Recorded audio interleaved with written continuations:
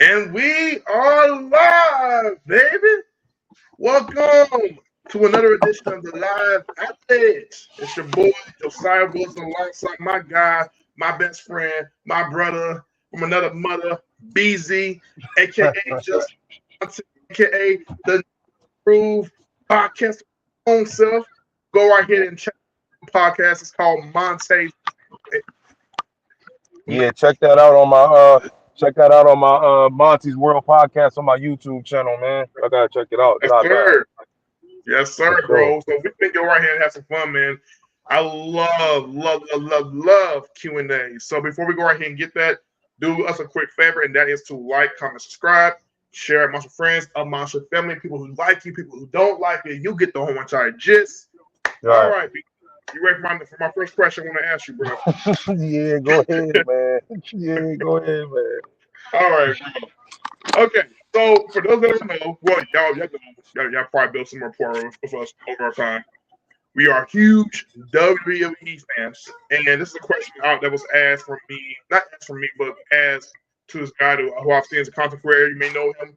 His name is Just Alex. I follow him on YouTube. He's really good. I like his reviews, even though he can be a bit much from time to time as far as his rant. Anyways, there was a question that was posed to him, and it made me thought about like asking you actually like earlier because I was trying to call BZ over the phone, asking him this Mm, question.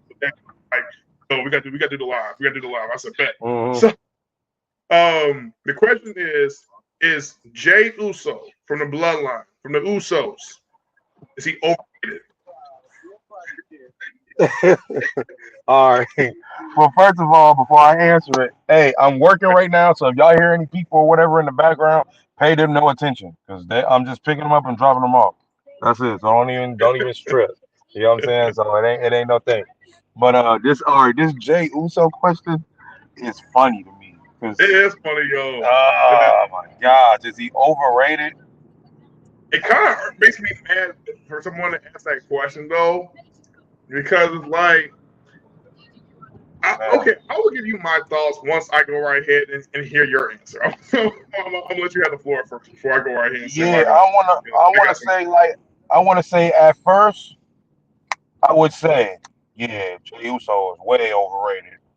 At first, if you would have asked me this maybe like a year ago or something like that, it's a possibility. But to ask it now is blatant disrespect.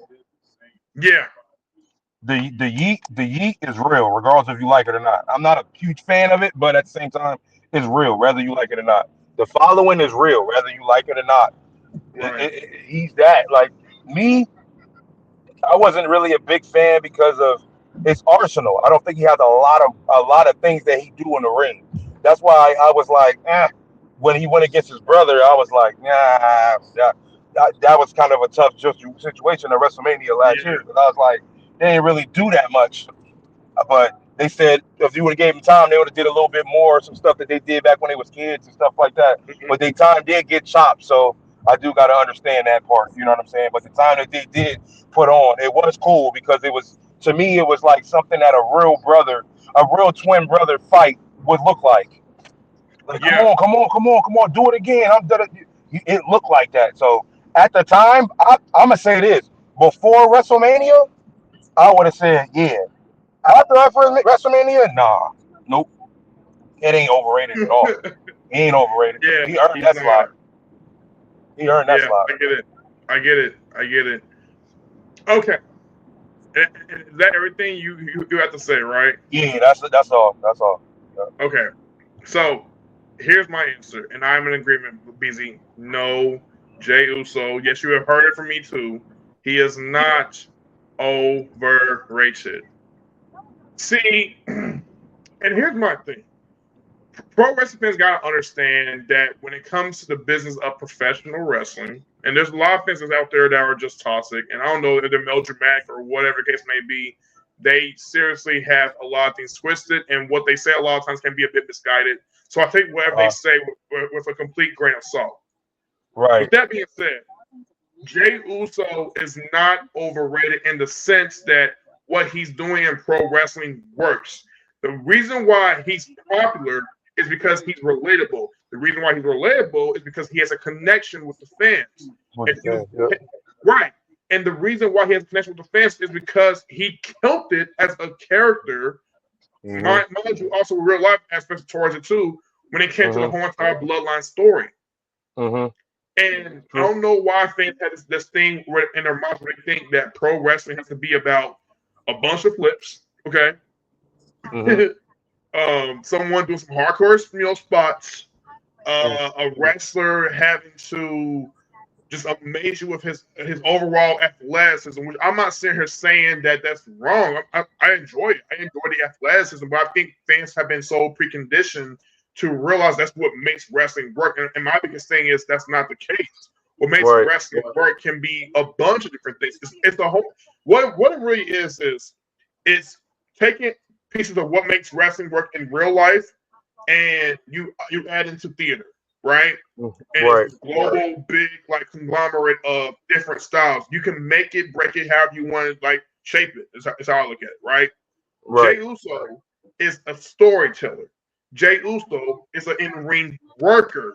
The reason why I say worker over wrestler, right? Mm-hmm. He's a Mm-hmm. worker, and because he's a psychologist, he knows what works. He knows what sells. The main event Jay Uso. I think people would get upset with him calling so main event Jay Uso and the Right. Yeet and whatever have you. But I think the main event Jay Uso is more so to me. I think okay, based off my own estimation, I feel like the main event aspect is more of a mentality aspect, Okay. right?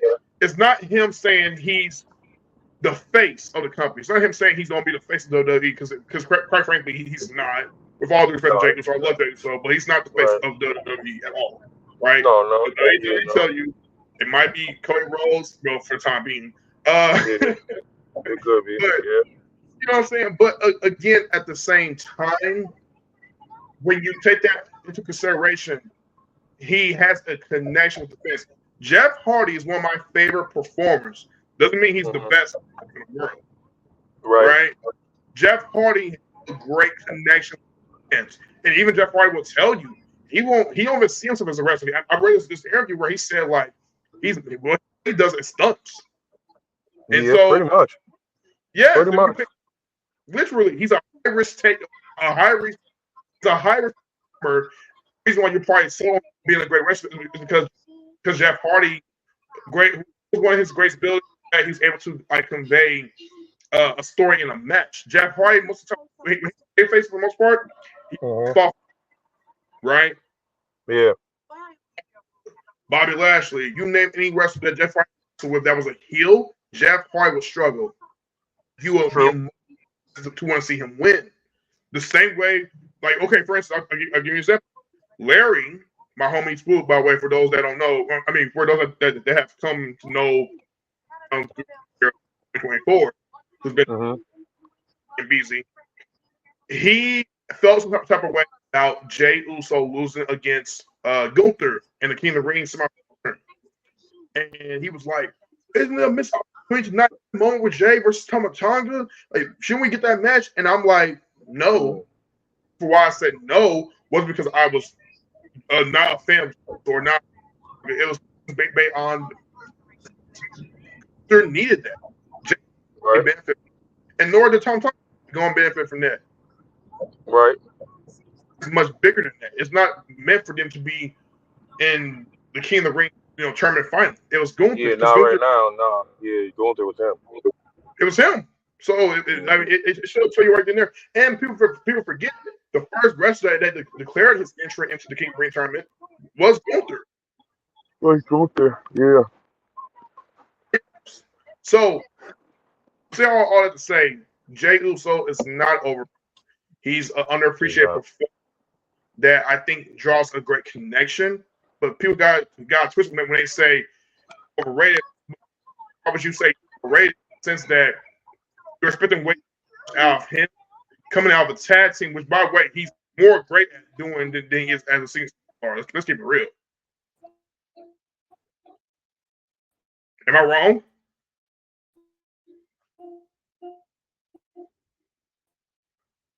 Because your mic work part messed up again. You there?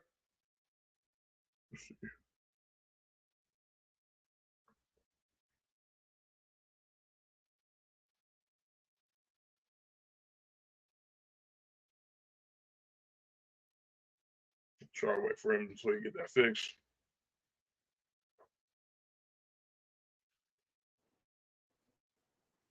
Did you hear what I said? No, your thing went out. So I don't know why. What are you trying to say?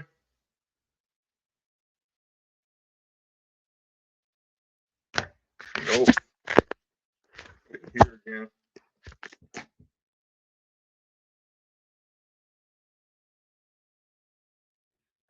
Dang, man. It's always some connectivity issues.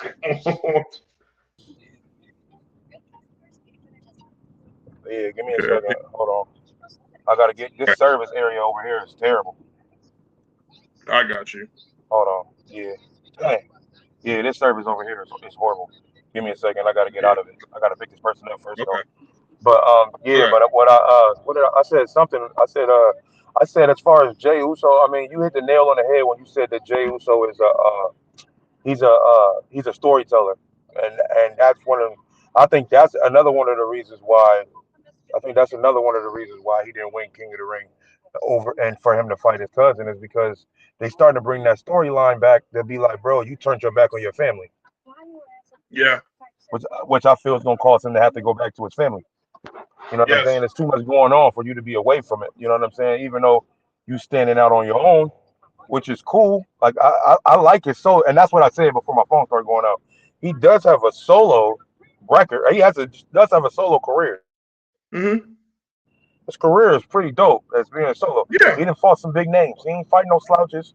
He had some title opportunities. He didn't did his thing. He didn't want a tag team title outside of his brother. He didn't did his thing. Like so, there's nothing else for him to do but to go back to find out what's going on with the bloodline for real.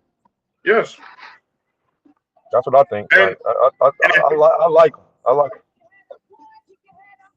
yeah, I'm in agreement. And if you was to go ahead and ask me like which match do I look at in Jey Uso's arguably his best match to date when it comes to this year in 2024, it was Damian Priest at Backlash in France. Oh, over the And Gunther joint? heck yeah. Uh-huh. Yeah. I mean, don't get me wrong, I Mm, love the finish with him and Gunther when it came to the King of the Ring thing. But I remember watching Backlash in France and seeing that crowd really get so behind. I mean, that crowd was for Jey Uso like crazy. Like the crowd yeah, reaction he received, and I thought the match him and Damian Priest put on was fantastic. You could tell they automatically had chemistry. It worked. yeah, It was different, and to me, I say if there's any inclination about him actually putting on a great match, there you go. It's right yeah. there. So Okay, I give him that plus over that. okay. Well, like I said, he But done had a lot of good matches. He had a yeah, lot of good matches with a lot of people. It's a lot of good matches. Yeah, so exactly. I can agree with that. I agree with But that. it takes two to tango, bro. It takes two to tango. Okay. All right. My next question. I'm about to get you riled up, bro. You ready? Hmm. Yeah. Austin Theory or Braun Breaker? Hold Who on. is What's the yes, question? Austin Theory or Braun Breaker? Who is the leading face for WWE for the next 10 to 15 years? What kind of question is that? You did that because My I be rocking with Austin Theory. That's why you asked me. I love Theory though. I love Theory. I don't He ain't know no why you ground put me up breaker. to speak where I got something against Theory. I love Austin Theory. I just don't.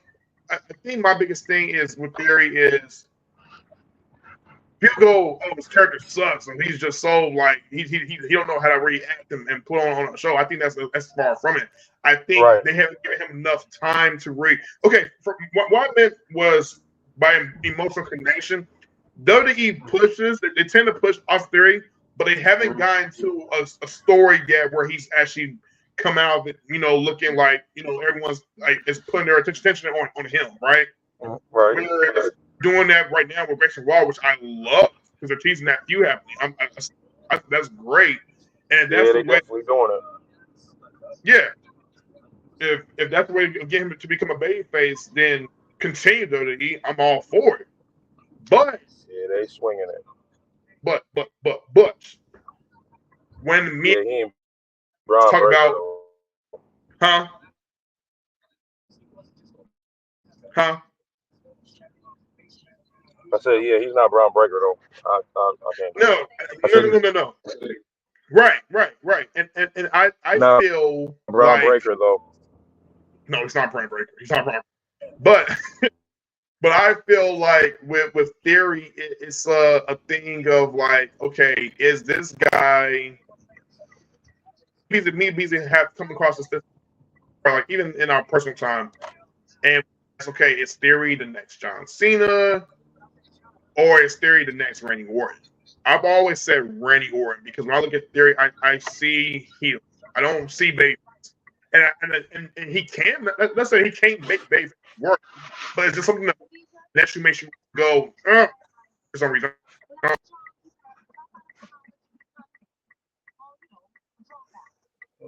My movement can tell for some. I don't know why. You said what? I think my mic was unplugged, but I'm back. What's up? Oh, okay. Yeah, go Yeah, ahead. but you. I heard you every time though. I heard everything you said. Yeah, I You said think. what? Yeah, that's how I feel. But where you feel, Weezy? No, keep going because I'm about to go through that dead zone again. So keep going. Okay, hold on, right quick. Let me get my speaker back on. I don't know why I went out. Okay, you there? Yeah, I'm here. Yeah, I'm here. Yeah, so like I said, I think for me, Theory, Randy Orton, Beasley will Cena. But quite frankly, keep it real with you, if Cena and Randy Orton were, I know we always say this, but like if they were to Don't say that. Don't say that. a little, Don't say that. Don't say that. Don't say that. Don't say that. I was gonna say, I was gonna say it, bro. I was gonna say the sexual thing, but then I said, Don't nah, say I that. can't do that. Yeah. That's weird, right? Yeah, don't do it. But Yep. but if they had a younger, BZ funny, bro. Yo, Oh man. if Cena and Randy Orton, if Cena and Orton had like a little younger brother, it would be Austin Theory for sure. Yeah, that's It would true. be Theory. You know what I mean? So if they were actually blood related, I was going to say something so weird, but if you know, you know, right? Yeah, you know, you know. If you know, you know. Right. I gotta say it. I don't gotta say it. It's very obvious, obviously. But yes, that's how I feel. Now again, back to the question, right? Let's circle back. Right. Theory or Breaker? Who's the face? Who is essentially going to be Roman Reigns when Roman Reigns is gone from WWE and probably focuses on movie career? Man.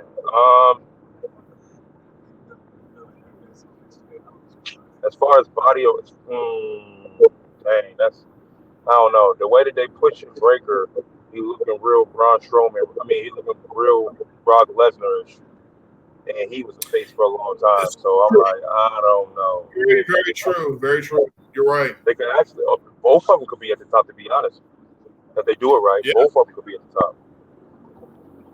I don't think I could put one in front of the other. I think Austin Theory deserves it, but I just think what Braun Breaker is doing right now is crazy. He's just tearing through everything.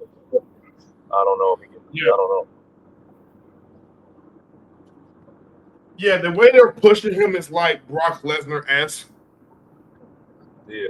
And it's funny to me because if WWE wanted to do a passing of the torch, now they really have a passing of the torch moment, and it's Braun Breaker. Mm-hmm. Yeah, they could definitely do that. Like if they want to revisit it with Brock at some point down the line, I can see Brock putting Braun Breaker over for sure. That would be awesome. I would love to see that. That would be crazy. That would be crazy. Absolutely, bro. That would be All right. moment. Yeah, absolutely. Yeah. Oh yeah. Just them in the ring together and that crowd going, oh, you know what? Yeah, it would definitely be a moment. I agree, bro. I agree. I think I may have asked you this before, but I'll go ahead and ask you so that everyone can also probably get your take on this. What is your opinion on the Bloodline turning against Paul Heyman? It was needed. I think it was needed because that right there helps to bring in the Roman and the Rock and that other whole other pack that has to happen. That had to happen. So I think the story behind that, like, but like I said, in my head, I'm thinking Rock is with Yeah. them, but I don't know for sure now. I don't know. I don't know. It might be the old versus the new, man. I don't know, bro. It might have started. It might have started as being the Rock. It might have started as being the Rock as the person, but then soloed and took over type of situation. I don't know, man. I don't know. I don't know. I don't know, bro. Yeah.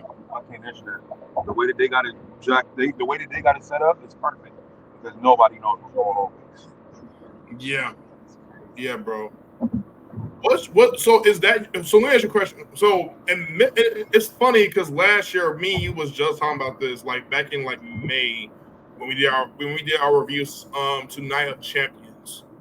We talked about like how I think one of the main issues I have with WWE from last year was the fact that they kept focusing that the Bloodline story was the only story that besides of course Judgment Day on Monday Raw was like the only story that they can tell right Right. now we got to 2024, and there's like multiple stories going on across the board. You got stories from Raw, stories from SmackDown. Um, Beautiful. my question to you is: right now, yeah, it is beautiful. Currently, which one is your particular favorite story outside the bloodline?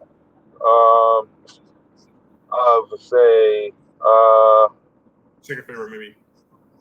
mm, the I can't say the Y6 because they ain't really did nothing yet, but I got a feeling that story is gonna be crazy.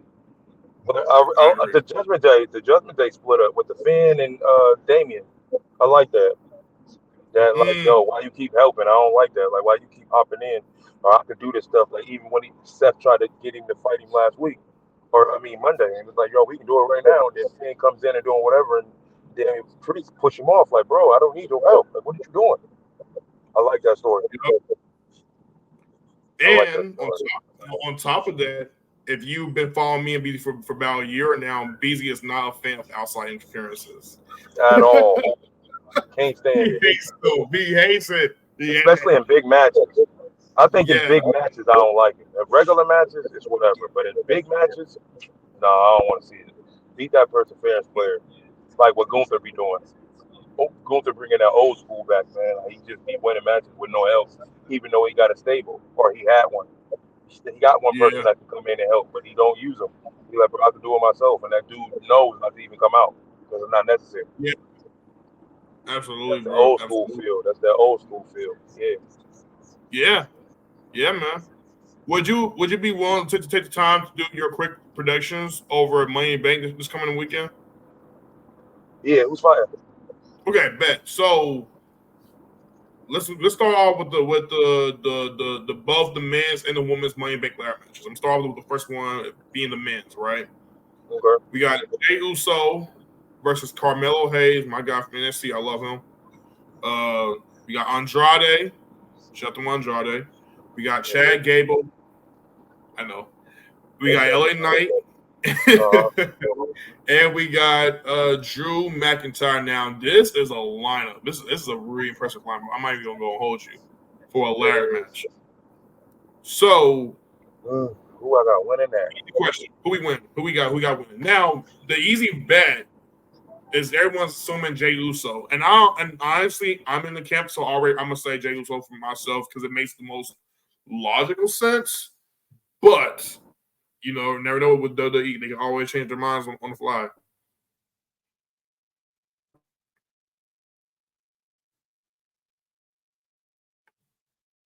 It's like the Wi-Fi. It's like the Wi-Fi connection. I can't say words. It's like the Wi-Fi connection from BZ is going out again. So bear with us. Bear with us. Everybody? Yeah, can you hear me? I say,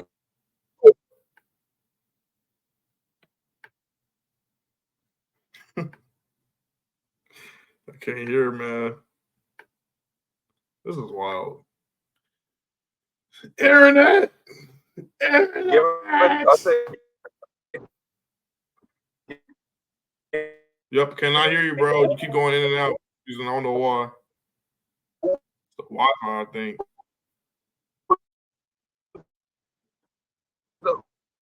Who's the lineup again? I can't hear you, bro. Here, let me see. I'm gonna turn your mic off, then I'm gonna turn your mic back on. Okay. Come on, mute mic. Mute mic. StreamYard. Why y'all not muting his mic? Oh my gosh. Here we go. Okay, mute. No? I want to mute it. Okay, there we go. Unmute. Okay, let's see how it works. Still nothing? Or can you hear me now? Is you there? I wasn't saying nothing. Yeah, I can't. I don't know why. It's like when you was talking, he kept going in and out like a robot, basically. Oh, okay. Yeah, I wasn't. Yeah, I did go into a dead zone, but then when I went to that dead zone and I seen it, I stopped talking. Okay, got you. So yeah. Yeah. So my question is,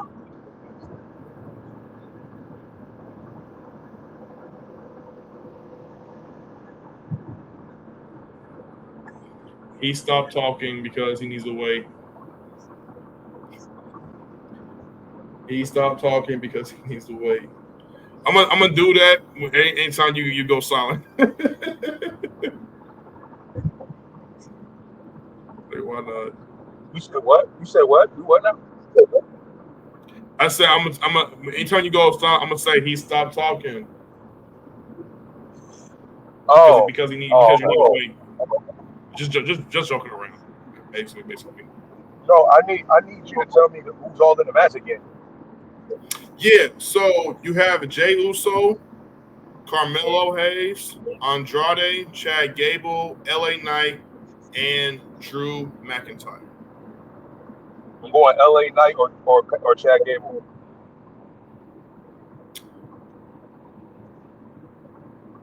I'm mad at that. Reason being is because I know how the WWE be right. I want Drew McIntyre to win, but of course Cody gonna make sure that not Cody, but CM Punk gonna make sure that don't happen. Right. I don't see a reason for Jey Uso to get it. I don't know. I think Chad Gable could possibly get it, but I'm going with LA Knight. LA Knight. Yep. Hey, Knight. Yeah. All right. He needed. You going LA Knight? I thought he did it last year. Yeah, he needed a shot, man. Yeah, I thought LA Knight should have won it last year. It is what can you do? So yeah, they go with LA Knight. I ain't mad at your picks at all, bro. I will say if I had to go with a second pick, probably Chad Gable. And then I probably put for third LA Knight. But I see them going with Jey Uso. I don't know why they would go with Jey Uso, but he did declare to be the first entrant if he go way back on Monday Raw. So it's like he might be a shoo-in to win that. Who knows? We'll see. I mean, that could be dope. That could be dope if he get it. Yeah, I ain't mad at Jey Uso winning it at all. I just don't know like how long that can make him go to SmackDown. That can make him go to SmackDown. Ooh, and go after Cody. Yeah, and I like it. And that's a feud because the Bloodline got feud. They got problems with Cody and stuff like that. So yeah, you're right. That could get him over to SmackDown. I'm not mad at that. For that, yeah. So okay, so for that, I'm rooting for Jey Uso, but I'm going with LA Knight. You're gonna go LA Knight? Okay, cool. So rooting for Jey Uso, but going for LA Knight ultimately. All right, nice. I ain't mad at that. All right, then we have the women's Money in the Bank ladder match.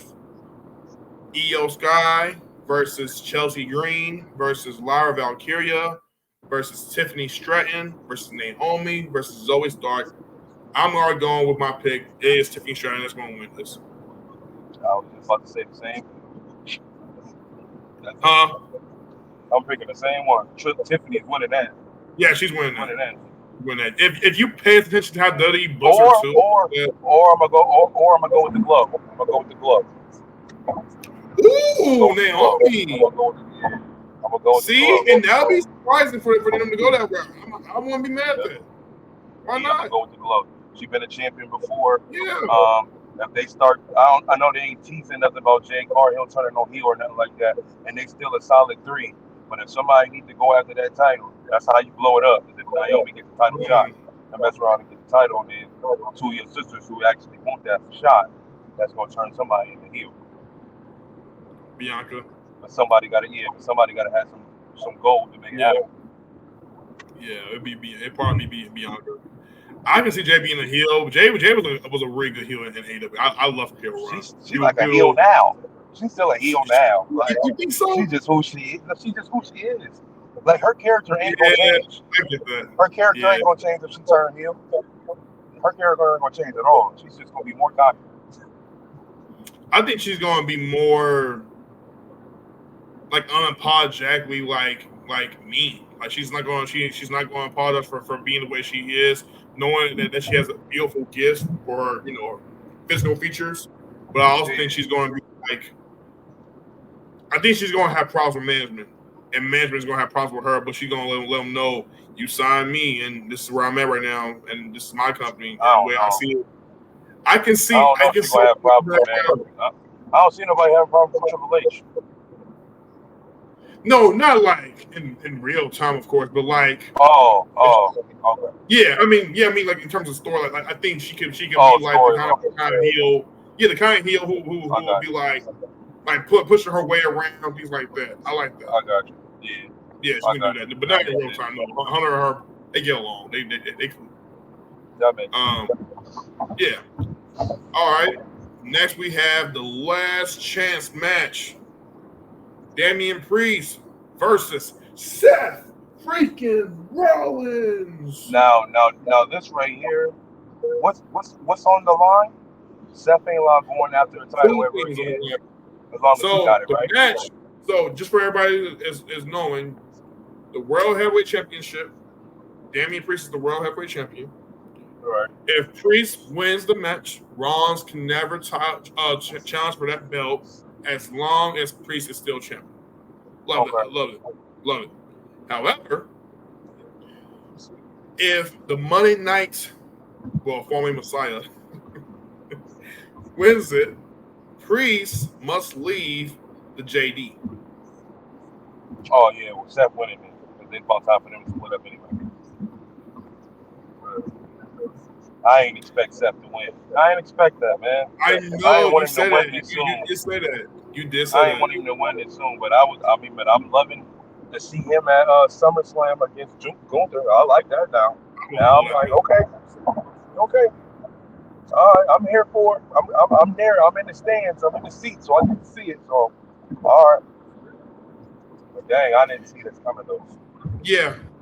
Plus, I think they want to tell a bigger story with JD. So, yeah, by the way, I'm in agreement. I think Seth Rollins wins this one. Damian Priest loses it, unfortunately. Here's my thing. And people get like, go ahead. Hold on, before you answer. Do you think go ahead. that he loses because the Judgment Day turns their back on him already? Or do they beat him up after the fact? Or what? Or something? Do you think Finn and them is going to mess up? I think Finn is going to mess the match up. I don't think it's going to be an even clear. I think that Finn is going to mess the match up and be the Priest while they lose. And then they end up stomping him out somehow. You know, when anytime somebody is like thinking, they take their hand, just stroke their chin up like this. Yeah. I don't think it's gonna be straight up. I would love it for it to be straight up. I will, and here's why. Because Damian Priest has been saying for weeks, I can do this on my own. I got this on my own. I don't need no help. You got help against Jey Uso. You got help against technically Drew McIntyre first. Then it was Jey Uso. Then you got help with Drew McIntyre again because of CM Punk.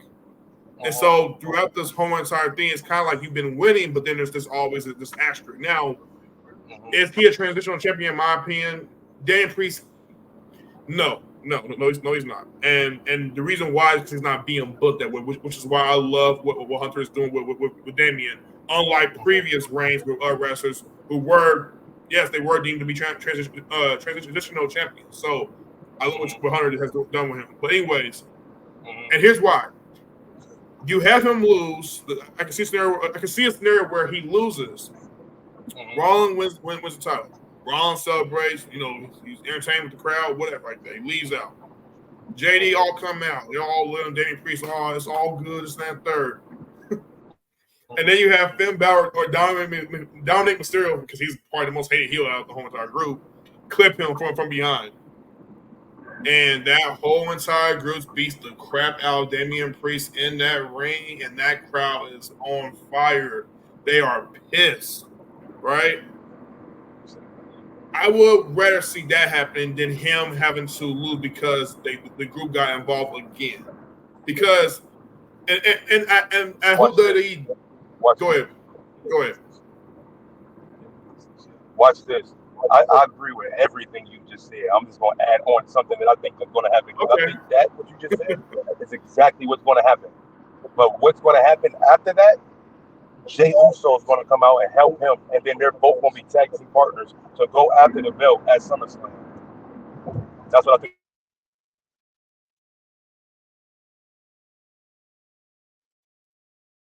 That's why I don't got Jey. That's why you don't have Jey Uso winning it. That's why I don't have him winning the Money in the Bank.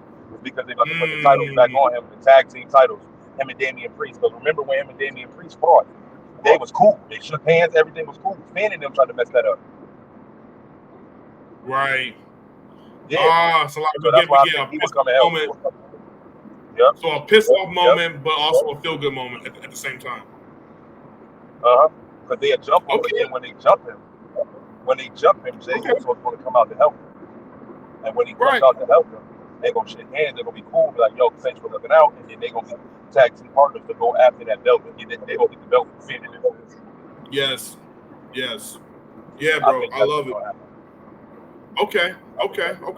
We'll see. We'll definitely see what Hunter got cooking up. But for me, I think that'll be the best route because I don't want to see his matches every single time.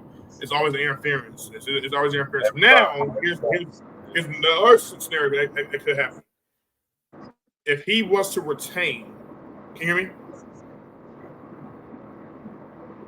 Yep. Okay.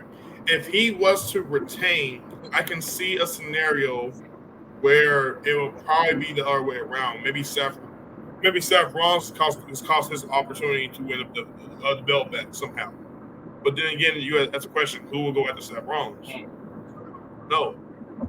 So there's been a theory about that has been put out as well, but I just don't know how that will work. I don't know. I don't know. But this is fun. I will say this definitely is fun for sure. The ace of the hole, and I hate this, but the ace of the hole is Roman Reigns is a free agent. That's all I can say when it comes to Seth Rollins. Well, he's undrafted. Free agent will be like him being like outside of the WWE, him no longer signed to the company as far as contract. Yeah, either I get what you're saying. He's a free agent outside. If he gets that belt, yeah. Sure. I mean, he got. Are you saying Seth wins it and Roman comes after the belt? Mm-hmm. But I think Gunther gonna beat him first. I think Seth Rollins is only gonna have it for a month. That's getting snatched. Just like how Becky did. Becky had it for seconds and then she got it snatched. Yeah, you're not beating. He's not beating Gunther. They give Gunther the gold. Seth's gonna have it for. So like he wins the match. So like he wins the match and then he faces Gunther and loses it. Just like that. And then Roman comes after Seth Rollins after the match. Yep.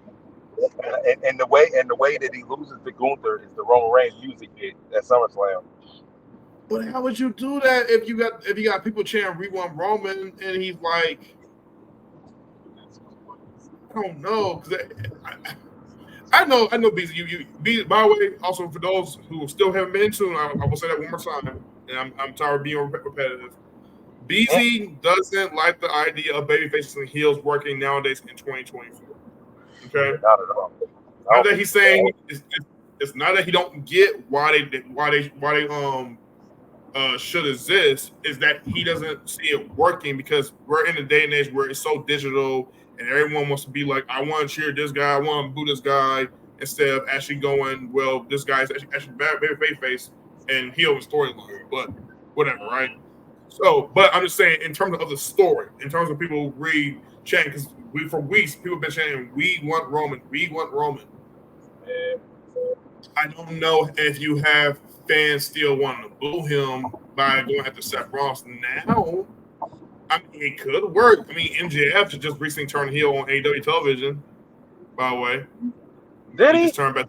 Yeah, he turned back to being a bad guy. He's a cornball for that. He was cool for the good guy for a moment. It's AEW, bro. It's the business of what they're trying to do with helping other stars get over. That's how I'm seeing it. I think it makes a lot of logical sense, even though it was a bit abrupt. I agree. However, I do think what they're doing right now it's gonna make sense in the long term. And in case you follow AEW like that on a weekly basis, you'll understand why. I follow it, so that's how I know. So yeah, so if they want to do Roman Reigns like that, sure. But if not, I'm okay with it not being that way. I just love it for the sake of the story that they could tell Liam. Because if they don't give us Raw versus Roman at WrestleMania for next year, right? WrestleMania 41. Yeah, that ain't happening. It's not happening. Right? We already been told the reports. Raw got locked in. He was face Cody for the belt for next year. It's something to do with him losing the People's Championship towards Cody as well. I'm like, all right, whatever. Yeah. All right, okay, it is. But you know what? Hey, at least the fans are going to be behind Cody. You know what I'm saying? More so they're going to be behind Rock, and Rock can still do his final boss character gimmick thing like that. It should work out, I guess. Whatever, right? Which, by the way, he's been killing that character. He ate that character up. Like, but yeah, he's been doing his thing. Yeah, he's been doing his thing. So I mean, we get the match. It'll be entertaining. I just don't know about it being for WrestleMania, but whatever. So yeah, that's how I feel about all that. Moving on, we got Sami Zayn versus Braun Breaker for the WWE Intercontinental Championship. Braun Breaker. Okay, Sami Zayn for me. I'm going Braun. I'm going with Sami.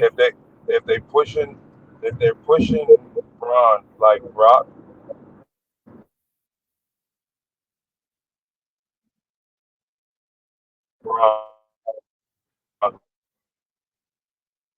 Can't hear you. I don't know why this thing keep going out. There's your mic, bro.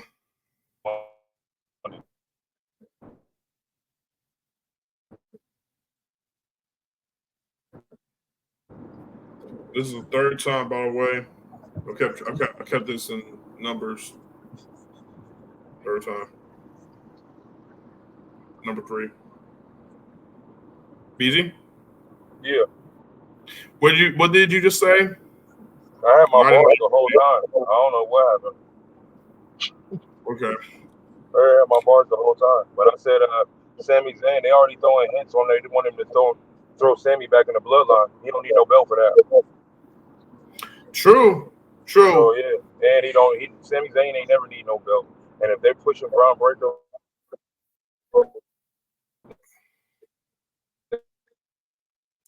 all right. Fourth time.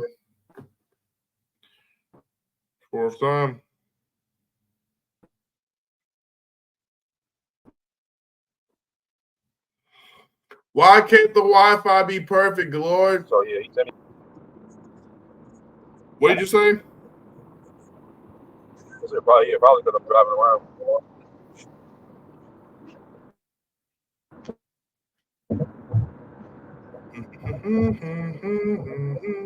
You know, this is the type of noise my mama would make whenever she was like kind of like upset about something, but she would just bite her tongue and she'd go like this. This is how I feel about Wi-Fi, internet connections, robotic sounds from your microphone. Sometimes even with my Bose speaker that I use to record my reactions. Now I use StreamYard. Yeah, I have no idea why there has to be so much problems regarding just connectivity issues. But okay, I'm Yeah, that here. stuff weird. Straight Yeah, weird. yep. Straight It's out weird. of my control. It's out of my control. And to the point where I'm thinking like maybe it's best looking. You can find like some unlimited data thing, but you probably have to pay for it because it'd be super expensive. And I'm like, nah, I he already ain't got one. That's what I'm saying. I Are already got you that. I already got serious? unlimited internet in my bar. Yeah. I got the Wow, T-Mobile box and everything in my bar. Yeah. So I don't know what the wow, problem is. that's crazy, yo. Maybe something to do with the I said, microphone. hold You up. think something to do with the microphone or something like that? So I don't know. I don't Okay, know. But it be a lot of dead zones out of Pittsburgh. But I'm not in Pittsburgh no more right now. I'm further out. So you in Philly? no, Philly too far. I'm like You, probably you, like 40 minutes out, like in Washington. you ain't Yeah. you ain't trying to meet with meet Millie? No, not a fan. I mean, we not fan meet Millie no more. No. I only like that one song he did, that Dream and Nightmares one. That was the intro thing. That's the only song I Yo, like. yo. I ain't never been a fan of Meek Mill. If you know, you know, bro. If you know, you know. That's all I'm gonna say. Hmm. I'm not saying nothing. So you say Braun Breaker win the title because of what again? I'm sorry. Because they're pushing him like Brock, and Brock won early.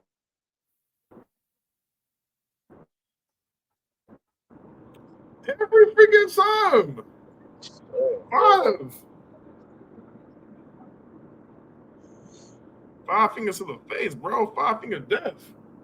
The five fingers of death. Like is it a freestyle or is it like a mute style? I don't know what's going on. I made that up just now.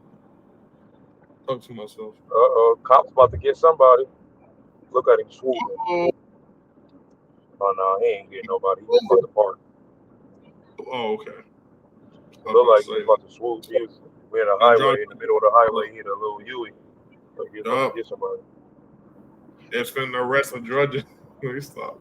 I was gonna say they're finna arrest a drug dealer, bro. This is gonna be on some power type stuff. Let me Hey, stop.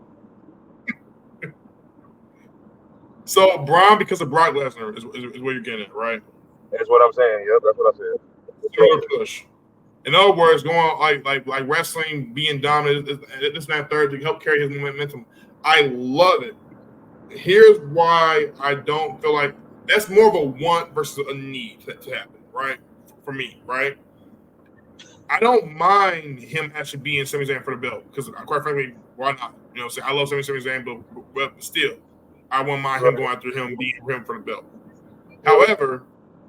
However, I think the reason why they probably won't have him win it, I wouldn't have Sami Zayn beat him like clean. I would have see a finish to where Braun Breaker just snaps, right? Destroys everything, that destroys Sami Zayn, weakens him a little bit, blah blah blah, whatever the case may be. Doesn't really care about winning that belt because he got pissed somehow for some reason, and this time he's the reason for costing his own opportunity at winning the championship, right? Mm. Sami Zayn retains it, and the reason why I say he needs to retain it is because I think Chad Gable needs to be the one to beat him for that belt. That would I think, that eliminates Chad Gable from winning the ladder match, yeah. Money in the Bank. But if they want to go with Chad Gable winning it, I'm not going to be mad at it. However, I can't see a scenario where with him being Cody Rhodes, let alone if it's going to be Gunther win that belt soon. No, heck, Mm-mm. Didn't wait a minute. Wait a minute. Didn't Chad Gable almost beat Gunther? He did, Hmm. but with him winning the world title so soon, would you want him to lose against Chad Gable? Is the question. No, he ain't gonna lose it. But I'm just saying that Right, and that plus, opportunity is right there. right, and the fan that's true, but the fans didn't get behind Chad Gable because look what he did with Otis and that whole entire Alpha Academy storyline. So that's not gonna probably win But nah, Right. that ain't got no. That's what I'm saying. Like that. That's when you turn into that problem when everybody worried about bad guys going against bad guys when it ain't no bad guys, bad guys. It's just wrestlers, wrestlers. You got the opportunity. You saying, let's say both of the wrestlers is bad guys, and another bad guy wins the money in the bank. So you're telling me he ain't gonna go after it because everybody bad? That don't make sense. No, that's not what I'm saying. I just don't think. Okay, either way, if he, well, what I'm saying is fans are not going to like. Oh, I'm not going to like him regardless. I don't think fans are going to be against the idea of him winning, but they're not going to like. People already don't like Gunther. Some people don't already like Gunther. If you're a fan of his work, that's different. But if you're talking about like from an in ring, not in perspective, you probably would enjoy him as a character, as a personality. You probably don't like Why him you pointing? on Drive. TV. On TV. Um, the same thing with Chad Gable for sure, based off of how they're portrayed. However, in terms of like when it comes to like them winning and cashing on heel after heel, that's not my issue. My issue is it's not my first not even an issue. It's just a fact. They're not going to get cheered at all. None of them are going to get cheered. I mean, they probably get cheered for the moment, but then afterwards they're going to boo them again. So that thing. As far as what? How they're portrayed on television. So like fans love a good like cash in moment. I've noticed that where if even if you are like a heel, fans love wrestlers like cashing in and winning. Damian Priest, wasn't being cheered, but then fans were cheering him for Money in Bank cash in. Although that was built up very very well by WWE, might I add. Seth Rollins won the world title, and he's part of the Authority, and people hate the Authority, but they still cheer him win that over Roman Reigns and Brock Lesnar. You see what I'm saying? Yeah. And another great example is Dolph Ziggler cashing in his Money Bank briefcase on Alberto Del Rio and one of the loudest pops ever. I'm not gonna lie to you, it was fire. And he was a heel. He's a heel against Del Rio, who at the time, might I remind you, was a babyface. Yeah, he's babyface. So And I what's remember wrong that with story. cash? What's wrong with Chad Gable cashing in? Nothing wrong. It's just that fans are not going to get behind him. Is what I'm getting at. But do it As a matter? babyface. Why No. why do they got to get behind him to be a babyface? He just that at this point he's not doing it for the fans. He want the belt, so it don't matter what the fans say. He just want the belt. If he get the opportunity, I'm not gonna blow it just because of the fact that I don't get no pop. Like I want the belt. I think they're giving him a pop either way, but they're going to boo him the next. That's what I'm trying to get at here. Oh, I mean, he probably don't care because it's probably after he get it, he gonna dog them anyway. He don't care as long as he get it. Exactly. I'm getting Yeah, I it. think anybody who come in, I think anybody who got the money in the bank joint gonna get a pop regardless of who you are because everybody want to see the cash in. Mm-hmm. So that's just a moment. After that, that's over. Regardless It if they really like is. you or not, they're gonna be like, "Oh shoot, he about to cash in." Oh. That's after that, Mm-hmm. it's dead. Yeah. Absolutely, bro. Absolutely. All right. Lastly, we get towards Money in Bank. We're going to wrap this Money in Bank thing and kind of like resume whatever.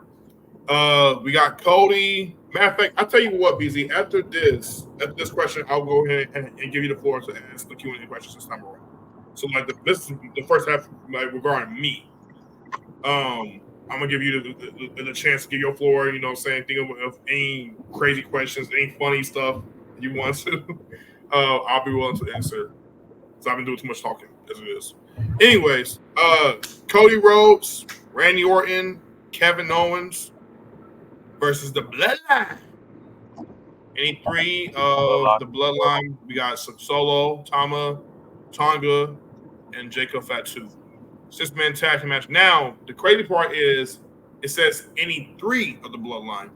WWE has not give us an inclination as to which three are going to be in this 6-man tag. You would have to probably say maybe, I can see Solo, Jacob, maybe Tonga Low doesn't be involved with the tag match, but I don't know. Solo ain't in that match. Oh, so I saw. Ooh, how come? Yeah, nah. Because he's supposed to be trying to be the tribal chief. Roman Reigns never fought those big fights. He always had other people doing it. He's doing the same thing. He ain't fighting that. I don't see him in the match. So I Jake don't and see him in the Fatu, match. Yeah, I think it's all the young boys. I'm mad at that. Yep. And I already know who's And gonna win. they said Roman Reigns is coming back in July. So if Solo do try to hop in, I think Roman Reigns will come back for that. That'll be the pop. Because they said he's coming back this month. So that'd So be we're perfect. probably going to get Solo versus Roman for SummerSlam. That's a possibility. Yeah. I mean, that's a I'm mad possibility. at it. I'm mad at it. Yeah, Roman ain't winning that unless he got backup. So he coming back Yeah. on a losing streak. I'm going with the bloodline over this match. It's easy money. Yeah, I'm going with the bloodline. I'm going with the bloodline too. There ain't nobody stopping that. Easy money, bro. They're gonna beat Cody. They're gonna beat Ray. They're gonna beat Kevin Owens. All fans who are like, no, beat the bloodline, please beat the bloodline. They're not gonna beat the bloodline. I'm sorry. It's easy. This is easy money, bro. Plus, they got Jacob Fatu now. and did you see the video of top moves from Jacob Fatu, bro? Yeah, he's different. Yeah, he's different. He is something else, bro. And he lost weight on top of that too. So that makes him even more dangerous. Yeah, He looks just like Umaga. Yeah. And I told a story to Rail. The wrestler who got me scared in WWE was Umaga. Umaga was intimidating. He was terrifying to me. I was scared of him. Umaga for real? Bro, when I was about 5, you gotta understand, I was 5 years old, bro. I was scared of Umaga, bro. They were showing Boogeyman and Papa Shango was out at that time. It's more scary than Boogeyman. He was more entertaining than he was scary. Like I love seeing him there was scare. There was nothing scary about Umaga at all. Bro, it was okay. It was his facials.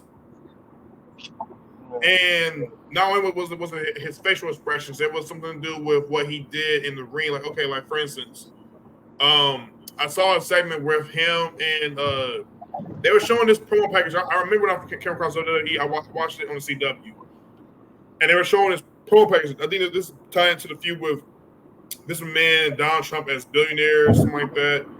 And Umaga was attacked Shane McMahon, and Shane McMahon was in the ring, and he ran and smashed his butt right across his face.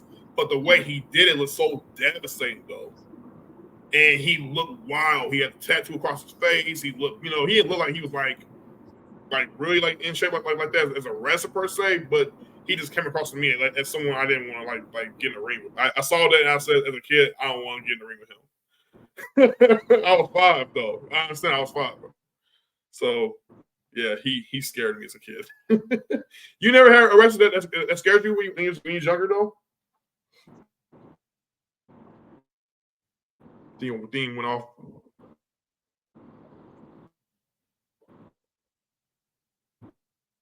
Never. Can I hear what you say? You said never, but I can't really. They keep going in and out. All right, let's turn mic off, turn mic back on. Never. Okay. Never? Yeah, never. Never. Okay, got you. All right, I got you. Yeah, I was almost getting very close to being scared of Taker, but then I realized Taker wasn't that scary. He was just big and huge when I saw him on TV screen for the first time. He was huge. It's like, it's Undertaker. Where has he come from?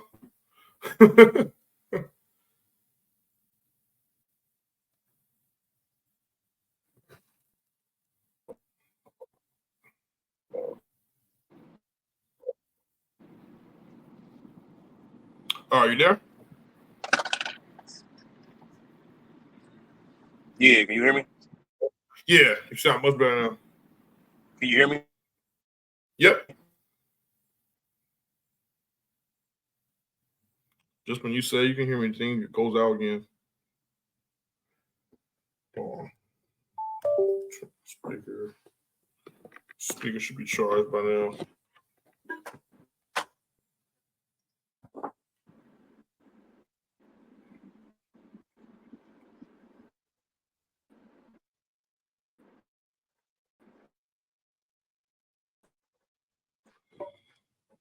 Jeez, bro.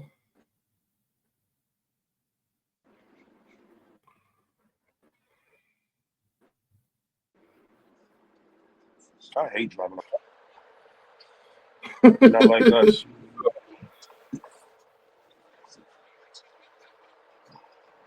You said what, bro? They not like us. They not like us. They not like us. They not like us. Yeah, that videos. They not That like video was us. crazy. They not like us. They not like us.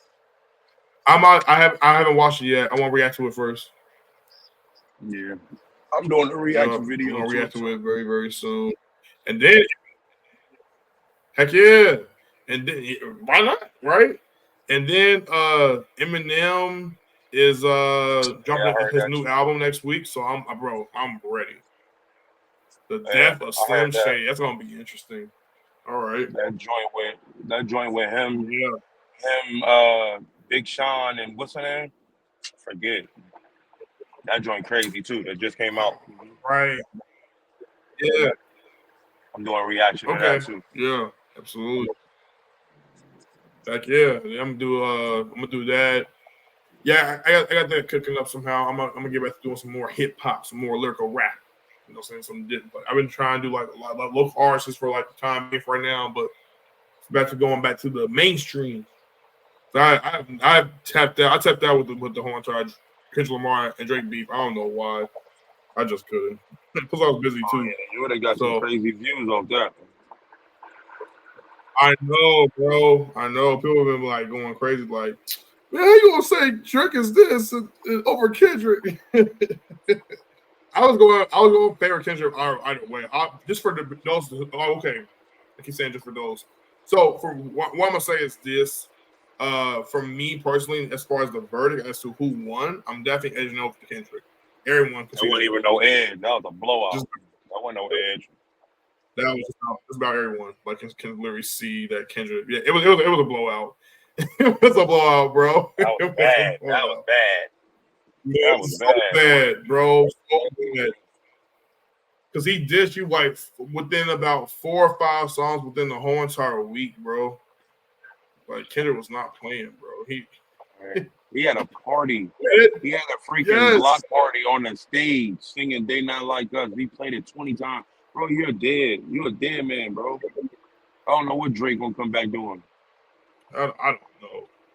And it's coming from me and you both. And Great Brides, me and you both like fans of Drake. But it's like, I ain't no fan of Drake. No, heck no, no. I told you. I don't rock with people who have other people writing their lyrics. I don't rock like that. Me being an artist, write my own stuff. I don't get down with people who do it. I respect it because it keeps you in the game for a long period of time. But as far as yeah, me being an artist, I cannot respect another artist writing somebody else's, writing my bars. No way in the world I would ever yeah. respect that. That's And true. That's Drake true. do that all I the ain't gonna time, so lie. I don't care about none of that. I thought about becoming. I thought about having somebody write my music. I said, you know what? I have writer's block. Why not just go ahead and have somebody write my own material? Why not just do that? Mm-mm. Yeah, I could be like Drake, and then I can also be I can try all kinds of music, and then I can be a colonizer. Then I can be a culture vulture. Then I can be. I don't know. I know I make more money than Kendrick Lamar, but I probably had to push away my black card. Yeah, So it's a lot of people. It's a lot of people in Drake the is very game that inspirational function to like people. that. So a lot of Drake, people he's in the very game. yeah.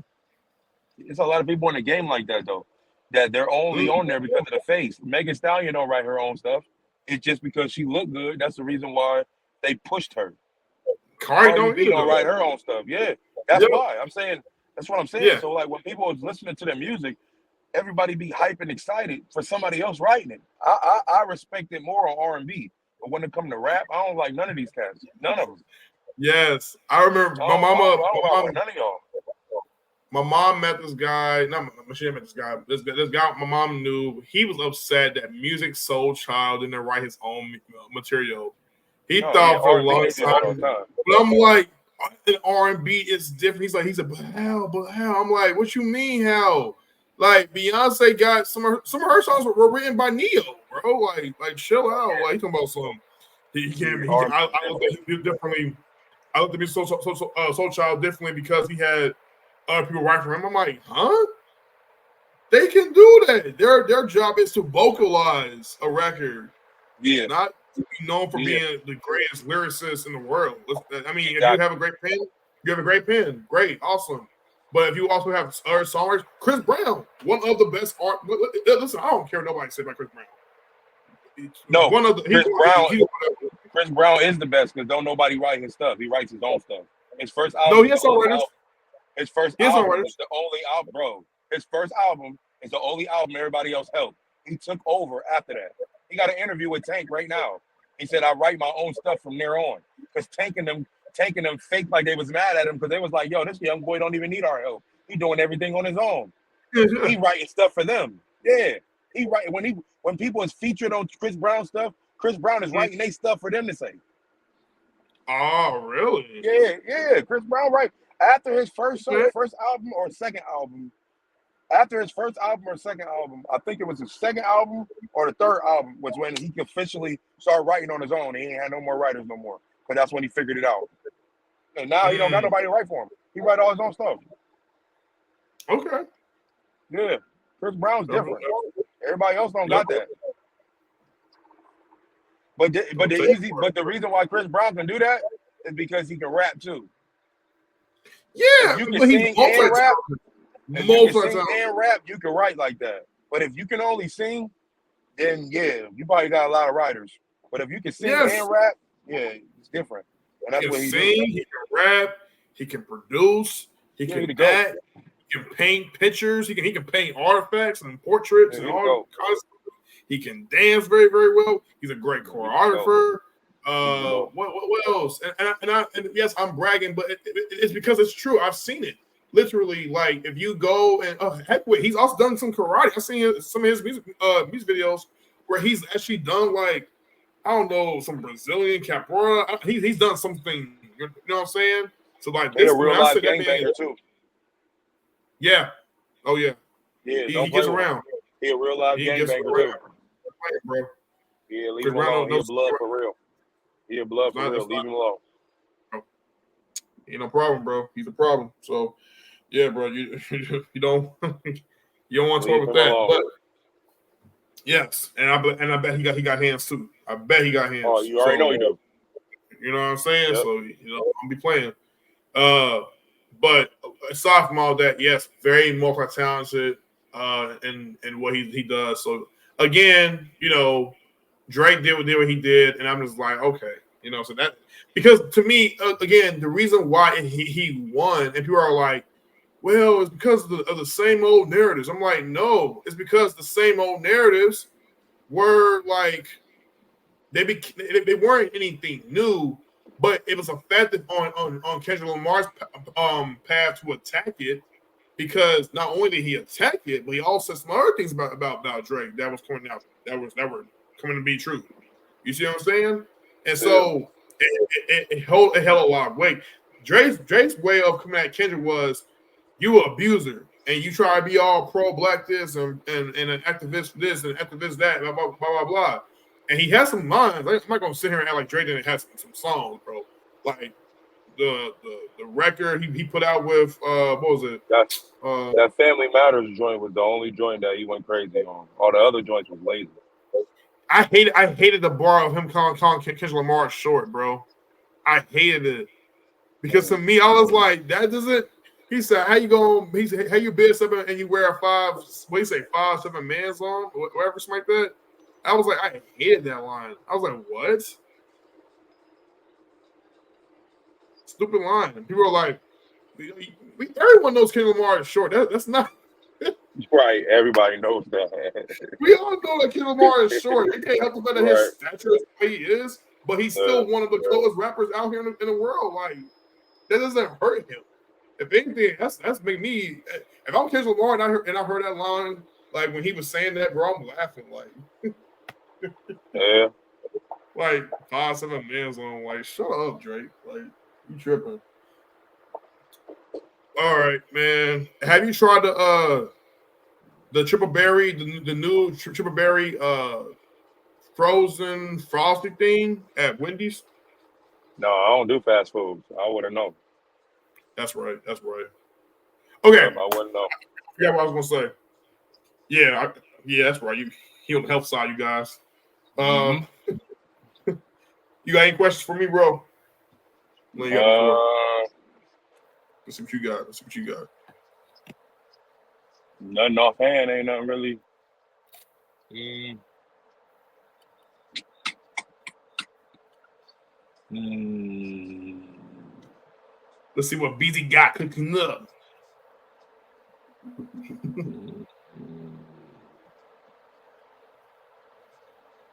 I got nothing. Dang. Hey, I ain't got nothing.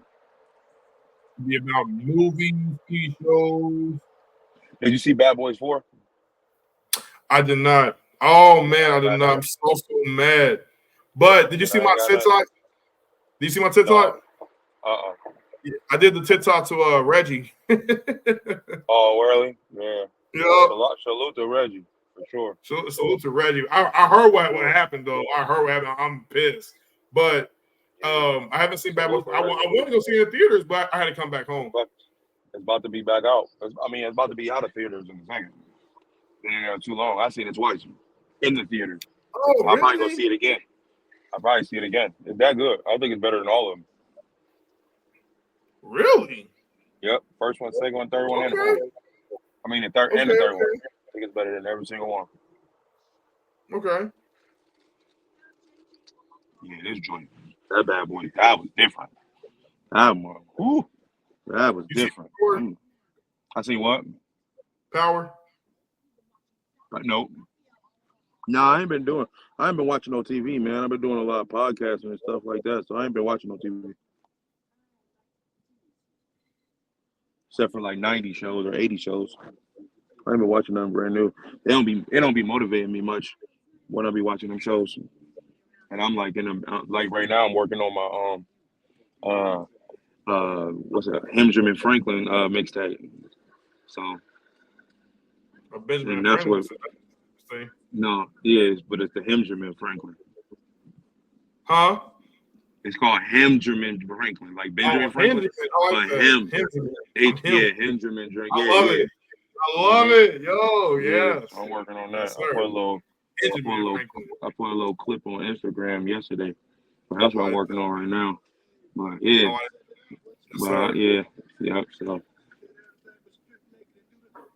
So that's pretty much it. I ain't really been doing nothing but that. I ain't even caught up in a lot of stuff. I know The Shy is. I've missed so many episodes on The Shy. So many. Bro, I didn't even know they had. I didn't even know they had new episodes. I ain't seen Shy in about a year. They like, bro, where you been? I'm like, bro, I thought they were done. He's like, no, they got so much other stuff. I'm like, no, I missed it. Yeah, bro.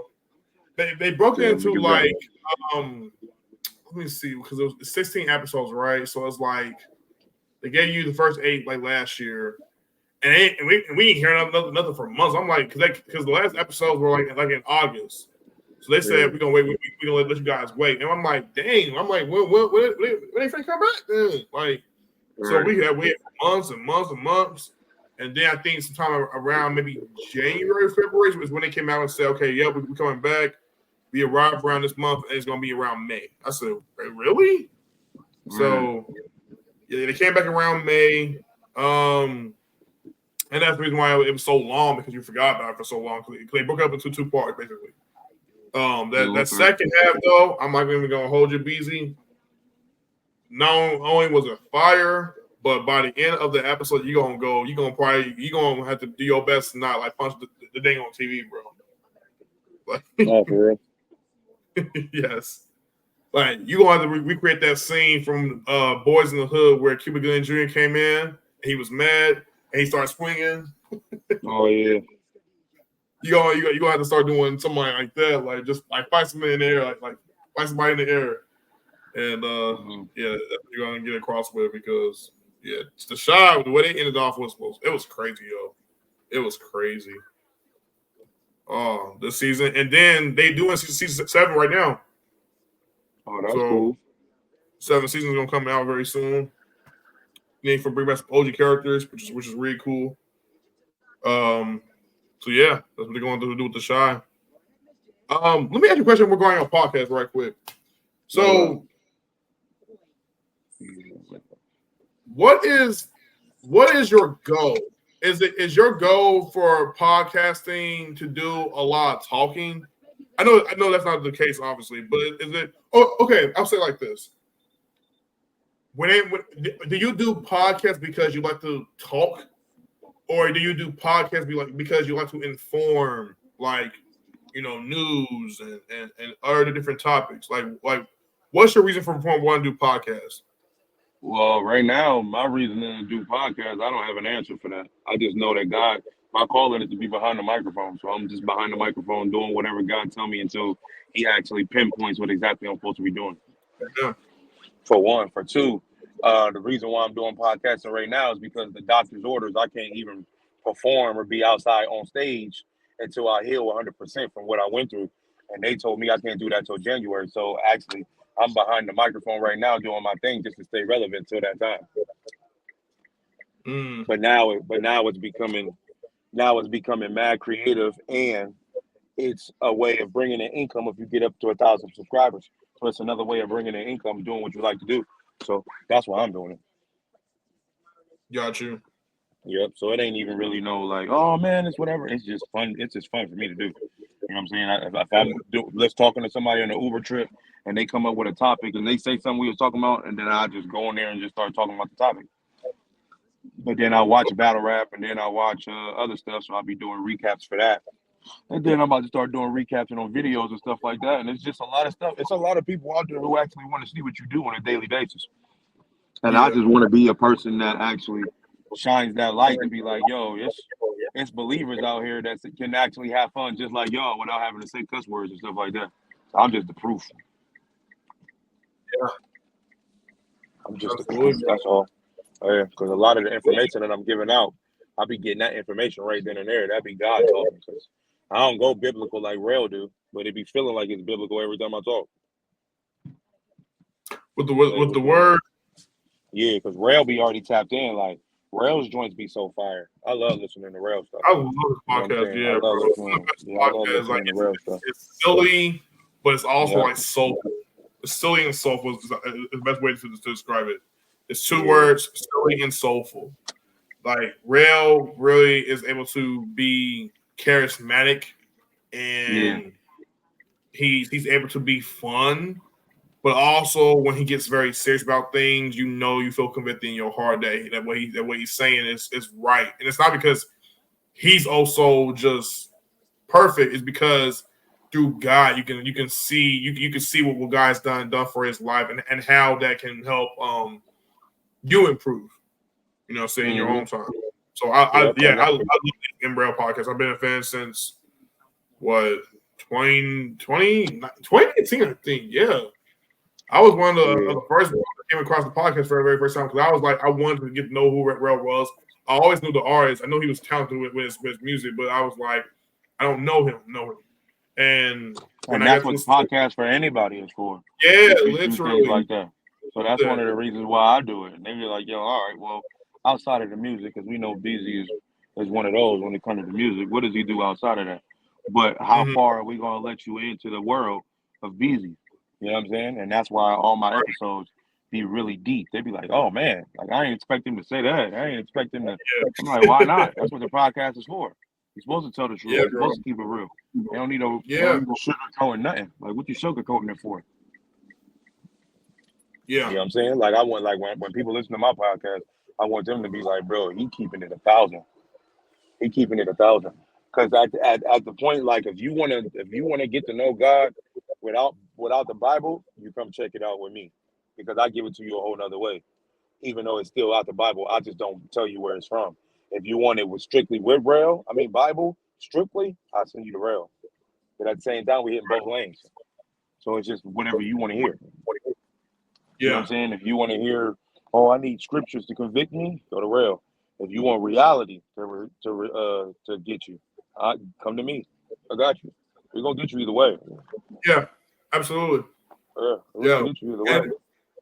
Yeah, and at the same time, it's still living by the word for the most part. It's just y'all just have different perspectives Yeah, because of for real. because of y'all like respective experiences Yeah, and that's all it is. It's the same yeah, thing. I'm different. speaking on the same thing. He's speaking on the same thing. It's just we both Mhm. experienced it in a different way, so we got a different way of saying it because of how we experienced it. But it's dang near the same thing. We ain't doing no Bro. different. Yeah, bro. Yeah, we ain't doing no Absolutely. different. Yeah. Yeah. So yeah, man. But he don't do. But Rail, he's fighting with himself. Like I was talking to him the other day. He's fighting with himself because a lot of stuff. When I be listening to Rail's podcast, and he be having a lot of stuff that's going on in his podcast that he used to say about being around people and doing this, and this, whatever, whatever. Now he's in that season where he don't want to be around people. So everything so if you hear what he said back in the day, you'll be like, oh man, this is deep. But then when you hear it now, you'll be like, oh man, this is totally different because he's Mm. not that same person no more. He's like, yeah, back then wanting to be around people cutting hair, you know what I'm saying, being around people and they're talking about God and stuff like that. Not saying he ain't on that type of path now, but his path is different to the point that he's really not that type of a people person no more. I get it. Yeah, I so get it it's though. a difference, and that's what I told him. I was like, bro, yeah, that's a season. You know what I'm saying? But he said a lot of Yeah. stuff. It's a lot of stuff that he said. I'm like, bro, you go back and minister to yourself. It's kind of crazy because what you said, and then now you doing the opposite of what you said. It's kind of crazy. But we got to look at it as the seasons. Yeah, definitely got to look at it as the seasons. Well, for one, I'm gonna say social anxiety is a real thing. And if you think it don't exist, you got another thing coming, or you're just tripping because that's a real thing. Yeah, People gotta understand that for one. That's why I keep my circle small. That's why I don't have a lot of friends, and I'm okay with not having a lot of friends. I don't want a lot of friends. I don't want 2,000, 10,000 friends. yeah. I feel Yeah, I don't want that type of circle like that either. But then at the same no time, I don't know how God want to use me. And if God want to use me to impact that many people, I ain't got no choice. I'm gonna have to open up. right. But a lot of times, God will tell us to do one thing and we just won't do it because we don't want to do it, Yeah, and that slows up our process. So if we only got, oh yeah, well I want to stay inside, I don't want to go outside, then we missing all the blessings that's actually outside and all the ministry work we supposed to be doing because we want to stay inside. true. So we got to watch that. We got to watch that. We got to know when we're supposed to be Yeah, inside be very and when we're careful. supposed to be outside. Because a lot of Rail people had they an be like, "Oh yeah, well I'm only inside. It's all I'm inside, and I'm always inside. But I'm inside, stacking up, doing what I'm supposed to do because I know there's a time that I'm about to be back outside. So I'm trying to be prepared. So when I'm outside, I got material, got everything that they need for me while I'm outside. Because I'm not using that as an excuse. Before I just used it as an excuse because I didn't want to be around nobody. But now knowing that that's what I'm supposed to be doing is being around people and talking to people and whatever like that, like I'm doing on my podcast. I'm supposed to be doing that with people on the outskirts as well. But I just can't do it right now. So when that happens, you know what I'm saying, I got to line that stuff up properly, but it got to make sense. Mhm. Yeah. So people got to stop. They got to get away from that. Like, oh no, I only got a couple friends. That's cool. You ain't got to have a lot of friends to be outside. But when you outside, you gotta make sure that you know what you're supposed to be doing when you outside, and not adapting to what everybody else is doing. Because if you're adapting to what everybody else is doing, then you don't need to be outside because you ain't strong enough. Mm. Yeah, you ain't strong enough. If you outside, if everybody is outside, if I'm outside, I'm not a cusser. And if I'm outside with my, I don't need to be outside because I'm not strong enough. Whatever I got going on me ain't rubbing off on them to make them like me. So I'm losing. I need to get out of that circle until I'm strong enough to be in that circle. That anything that they got going on, smoking, drinking, whatever they do, even if I'm around it, it ain't gonna jeopardize me whatsoever. That's it. Yeah. That's why some people can't listen to secular music because they mindset change and they start, you know what I'm saying, going based off of the energy of the music. And I can listen to anything, it ain't gonna change my mindset. Mm-hmm. But it's a lot of people who can't. That's why everybody be like, "Oh, don't listen to secular music." Man, that's just music. At the end of the day, you take it how you want it. If you took it that way, it's like what Eminem said in his song. He was like, bro, What y'all say? What do you say? Something about y'all kids? Y'all saying the kids, y'all kids is acting that way because I told them to, or something like that. I forgot what song it was. I don't know. It's I'm Slim Shady. I forget what it is now. Forgot, but I remember when Eminem said it on one of his bars when he was saying the parents was trying to say I was the reason why your kids was acting like that. All right, man, don't do that. Don't blame me No. because your kids is easily manipulated. Like, bro, you got to put them on a solid ground. Rebellious. You got to put them on a solid ground, bro, for real. But that's just what happens. That just happens. It doesn't matter how many. Me and my sister was born and raised in the church. We've been in church all our life. That don't mean that we didn't talk back to my mom. That didn't mean that we wasn't listening to music we wasn't supposed to. That just come with the territory. Facts. But we don't do it now, though. Yeah, it's you see what I'm saying? Like as a kid, we did it, but as a grown up, we ain't doing that. We're like, no, we know not to disrespect our mom now. We know not to, you know what I'm saying, do stuff like that. Yeah, for real. So it takes time. Yep, it takes time. A lot of people don't be wanting to take that time though. All about maturity, all about becoming more wiser and adaptive, you know. Yeah. Yep. And that's what I said in my episode on the 4th of July. Like, guys gotta stand on business, man. For real, stand on business. If you know the things that you're supposed to be doing, if you ain't doing it, you ain't standing on business, bro. Just that simple. Stand on business, bro. Quit playing. Facts. Quit playing God, because God ain't playing with you. And if things ain't going your way, it's because you ain't standing on business. Yeah, you don't want to become lazy. You want to become too comfortable, complacent about what you want to achieve. That's why I stay doing what I gotta do and be as consistent as I can, not only as a podcast for myself, but as a YouTuber, content creator. I got to, because the algorithm has to get better. Is you working? Am I working right now? Yeah. No, I'm not. You ain't standing on business, bro. Like, why'd you get no money? My job let me go. So you ain't trying to get no job nowhere else? No, I ain't. I actually got this meeting with this girl about selling some products like that. Not drugs, of course. Yeah. But it's something that I deal with, and I met her like going to this Gen Z event for I guess people who are born around Gen Z. Mm-hmm. So we went to this church thing. This came like Monday. Me and my church went there, and like around 6, maybe 7 p.m. So I got a chance to talk with this girl. She had this drink. She had like this energy drink. It was like a root beer flavor. Mm-hmm. And I was like, I said, what is this? She's like, yeah, it's like she said, it's good. It's just like root beer, but it's just more healthier. I'm like, what? Okay. So I was like, so how you get more of these? And so she gave me like a Sprite version, a watermelon lemonade. It was delicious. I was like, wow, this is amazing. And so I'm talking with her about perhaps like maybe getting some products. Maybe she'll, send some products my way, and I can just start selling it and make some money off of it. So, but in terms of like looking for a job, post all of that, maybe Myers, I am looking for sure. But yeah. But as far as like food, I'm straight. This over? Hold on. Oh. All right. No, my fault. I was dropping somebody off in this gate spot. But you said what? My fault. I didn't catch the end. I'm sorry. Oh, you're good. So I said, as far as food wise, I'm straight. My clothes wise, I'm good.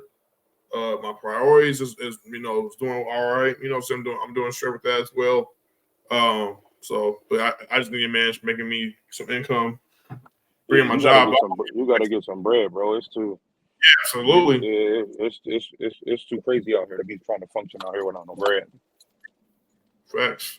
Yeah, for real. Like it don't even matter. Like, bro, I mean, of course I won't do it now, but I remember back. Have a good one. Yeah, I remember back in the day when we used to we'll leave from McDonald's and go straight to KFC and just keep working. Like, bro, God, it's too crazy out here. Like, it's too crazy to not have no bread at all. At all. I'm like, bro. Yeah. I want anything.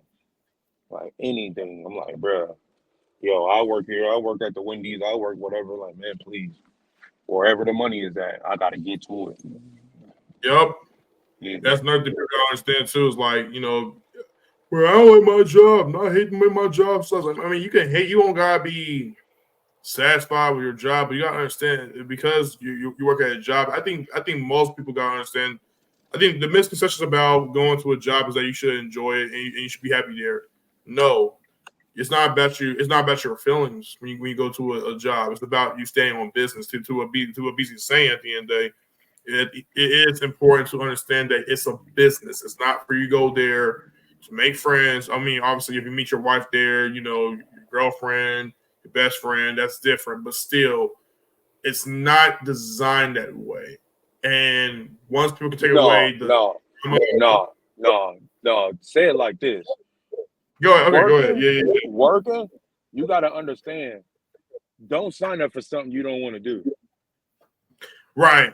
Okay. Yeah, But yeah, at the end of yeah. the day, if bills need to be paid, if your mom and dad need money and stuff like that, Right. that's when That you part. like, yo, I'm here for this, and this. Because I know college students right That now part. that I take to work every single day because Mhm. they like, yo, I'm not about to. I got a college student that's a YouTuber and he got over 5,000 subscribers and all of that. And he like, yeah, that ain't enough.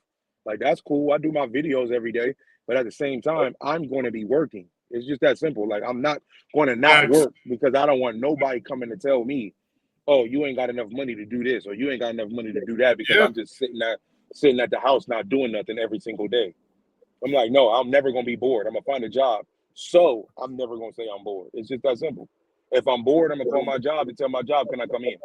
Because at the end of the day, when I get out of college, I'm gonna be doing the same thing, sitting in the house, not doing nothing.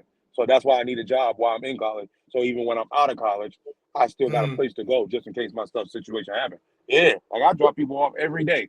They like, yeah, I'm in college, but yeah, I don't care about none of that. I go to work at 8, I get off at 4. I go to this one job at 4:30, I get off at 9.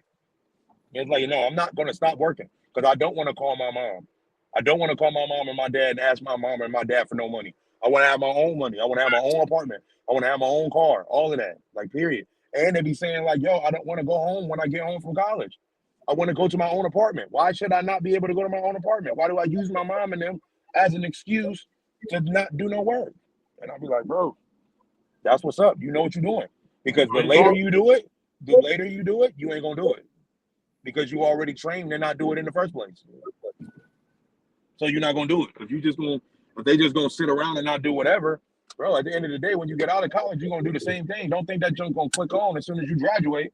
It don't work like that. Yeah. But you gotta choose. Like my one dude, he worked with the city youth. So he love it. But he used to work at like a Wendy's and a McDonald's and stuff like that. He never Mhm. liked it. So that's why when he was working there, he was still putting in applications in places where he wanted to work at.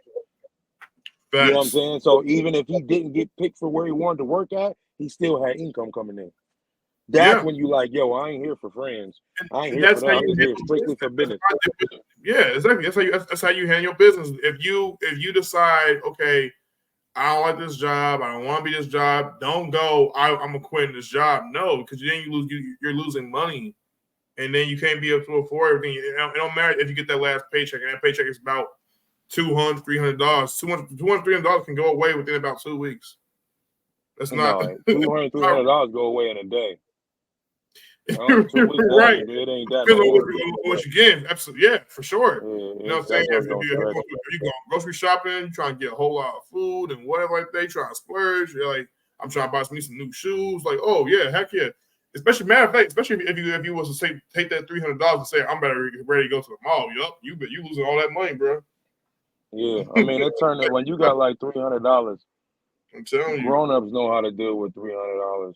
People who got $300 and it don't stretch, they don't know what they're doing. You know what I'm saying? No, But at the end of the day, $300 could fly past, and this is I hate to say it, but it'll fly past because everybody always eating fast food every single day. That's why yeah, $300 is gone within a week. But you just spent $15 on that pizza. You just spent $6 at Wendy's. You just did whatever, and you're doing it every day. That stuff adds up. When you don't have an income coming in, now all of a sudden you're officially broke. So when people want you to go places and do things, you ain't got no money. But look at where you spent your money at. You don't even have like when you had $300, You don't have proof that you had $300 because you ate it. You don't have nothing locked in. You didn't buy no new microphone. You didn't buy no new laptop. You didn't buy no new something that actually helps you better your situation and bring in more money. You just put it all in your stomach. Now you still need more food, and you don't have $300. So now you're going around living off of other people. Oh, I'm gonna live off my dad. I'm gonna live off of my mom because I just ain't got no job like that, bro. Stop doing that. Go get a job. You shouldn't be asking your mom for nothing. As soon as cats graduate from high school, they shouldn't be asking their parents for nothing, unless they, especially if they're in a tuition and they're in a situation where they're paying for the situation. Like, bro, no, I shouldn't ask my mom for nothing. I can't ask my mom for nothing. I'd rather stay on the street than ask my mom because my mom did her part. 18 years old. After I hit 18, that was it. My mom should be asking me, not me asking her. He said, "I'm gonna be on the street. I'm weak." Yeah, my mom should be asking me for money. Me not asking for her. Like, for what? She gave me all her money for 18 years. I'm still asking her for more. I'm still asking her for a place to stay. I'm still, hey, Dad, I ain't got no spot. Like, bro, my dad should be like, bro, we'll sleep outside. I told you to get a job. What are you doing? Yeah, like that. And them parents is the reason why their kids be successful, because they don't allow their kids to return. They be like, no, get out there, figure it out, stop being lazy, and go find 2-3 jobs. Go find it. Like, why are you sitting at the crib? What are you doing? They told me that. I had to be on the block. Like, bro, no, I gotta work. Because moms ain't giving me no bread. And dad ain't got it. But if cats ain't functioning like that, then and we can't keep using, you know what I'm saying? Like I said with these college students, like I can't use college as an excuse. Like, oh yeah, well, I'm in college, so that's why I ain't working. Man, stop. That'll be the reason why you'll never work. Yeah. Because you're so used to just, oh well, I'm free over the summer. What you mean free? Ain't none of us free over the summer. None of us is free over the summer. Like, hey, that ain't possible. How can we pay our if people is God body, if they follow God and they follow the principles and things like that from the Old Testament and stuff. Let's say people want to pay their tithe. How can you pay your tithe if you ain't got no money? Yeah. My thing is you pay your tithe for your time. That's my thing. I will say this. That's another thing I kind of like want to address. I know people are going to probably be like, "Well, this is ain't sorry what you're saying. It's not really anything new," but I still feel like this stuff does hold a lot of weight, and people got to understand, like, with paying tithes, it's not so much that the past. Now, not every pastor is like this. I can't say for everyone, but some pastors who need that money, they need it for the church. They need it for the building. They also need it for certain advances. They also need it because that's also their income and how they make their money. It's not so much about always, oh, the pastor's just taking that money and I know where that money from the where goes to and blah, blah, blah, blah. If you have that mentality, your mentality is saying, I don't want to give my money up at the end of the day. I just want to keep it for myself. And you are low key without you trying to realize that without you even realize that you are being selfish. Now, it's to spare wherever you can. And now, if you don't have a whole lot, that's different. If you don't have no money at all, that's okay. Don't brush it aside. The God's not going to kill you because you didn't pay no tithes. But at the same time, I think some people from the church or some people who were in the church have an issue with that. BZ, you're quiet. I'm curious. Do you agree, or do you feel like I kind of understand why they felt that way? I mean, the way that the church is now, the reason why don't nobody want to pay their tithe and give money to the church now is because of how people acted. Well, not acted, but how people what I want to say, how they treat it when they got it. You know what I'm saying? Like, you got people who look at it from the wrong eyelids. They look at it like, oh, well, your pastor is driving a Benz and you're only driving a Pinto. You know what I mean? So everybody's like, well, he's getting all the money and you're giving him all the money to reach. You know what I'm saying? So it's a lot of people that look at it from that way and be like, yo, that's not fair. So some people look at it from that way and be like, well, I'm not doing that. But then you got other people who's like, they look at it from a biblical standpoint, like what time in the Bible presence was they actually talking about tithes? Because a lot of people, like you said, might not have the money. And if they don't got the money, they give the time. Like, I give my time. I give my time Right. more than I give my money, to be honest. That's why I do a lot of podcasting. That's why I do a lot of spending time with people. I do a lot of stuff like that because I think time is way more than money. Like people, you can try to buy, but you can't buy love for real. You can't buy love for real. So since you can't buy love for real, everybody ain't really looking and caring about no money. So since they ain't caring that much about no money, they only care about your time. Then I give agree. them the time. You know what I'm saying? Give them the time. But when you get locked into those other biblical principles, things or whatever, that's different. And so I salute everybody who do it. You know what I'm saying? But it's a lot of people who get blessed still and they don't do it. You know what I'm saying? So I'm like, yeah, they still get blessed financially. They just, you know what I mean? But it's like that. Yeah. So I don't know. But it's just for the ones who don't tithe because they don't work and stuff like that, it has to be, I don't know, how do I want to say this? It's the effort that you're putting in. Like, you know what I'm saying? Like, if you're putting in one application or two applications or 10 applications, 10 applications is different than one or two because it seems like you're really trying to get one if you put in 10. But if you only put in two, then you really kind of don't even really care for real. You try to be light about it. And then that's when it turns into like, all right, well, you really ain't trying to bring that in, or you ain't really trying to, you know what I'm saying? Like stuff like that. It's I wild. get that. It's That just is wild, wild. but That is wild. it comes to being a grown up. That's I seen a post. One of my not my homies, but one of the person I used to rock with. He said on his page, he was like, man, one of the worst things I could have ever said in my life was, man, I can't wait to get grown. And I was like, yeah, because it get real. It get It's real so because when you become, when you grown, you got to pay for your own stuff. You ain't got no excuses for nothing. You got to pay for your own phone bill, your own house note, your own rent, your own gas, your own electric, your own all of that. Like, yeah, all that comes with that. All of that, your own car, all of that. But now mommy ain't letting you use her car no more. Dad ain't buying your car or nothing because you ain't no kid. Yeah. So when you get grown, all that stuff come different. And that stuff don't stop. So when bills start happening, you know what I'm saying? That stuff don't stop. So when you start getting backed up in bills, your stuff get cut off. Your credit get bad. Stuff, all of that. That all comes with being grown. It all comes with being grown. Everybody think it's an age thing. No, that ain't no such thing as being grown because you got an age because of the age limit. No, it ain't nothing. and stuff. Yeah. That ain't got nothing to do with nothing. When you start getting everything put in your name, years old, and they already know how to manage money, probably more so well than the average like 20-something-year-old, grown man. Yeah. Grown woman for that matter. Yeah. Like when you got bills in your name, and you can't even really say that because it's a lot of kids that got bills in their name because of their kids. I mean, because of their moms and dads. So you can't. When you say you grown, it's different. It's a different situation that comes with when you're saying, "Yo, I'm grown." Like grown in what way? Like what you mean grown in what way? Because everybody ain't grown, even though they say it. Everybody ain't grown. Yeah, you may be grown in terms of your age. I mean, you grown when it comes to how you handle things, bro. Yeah, mentally, you're not grown.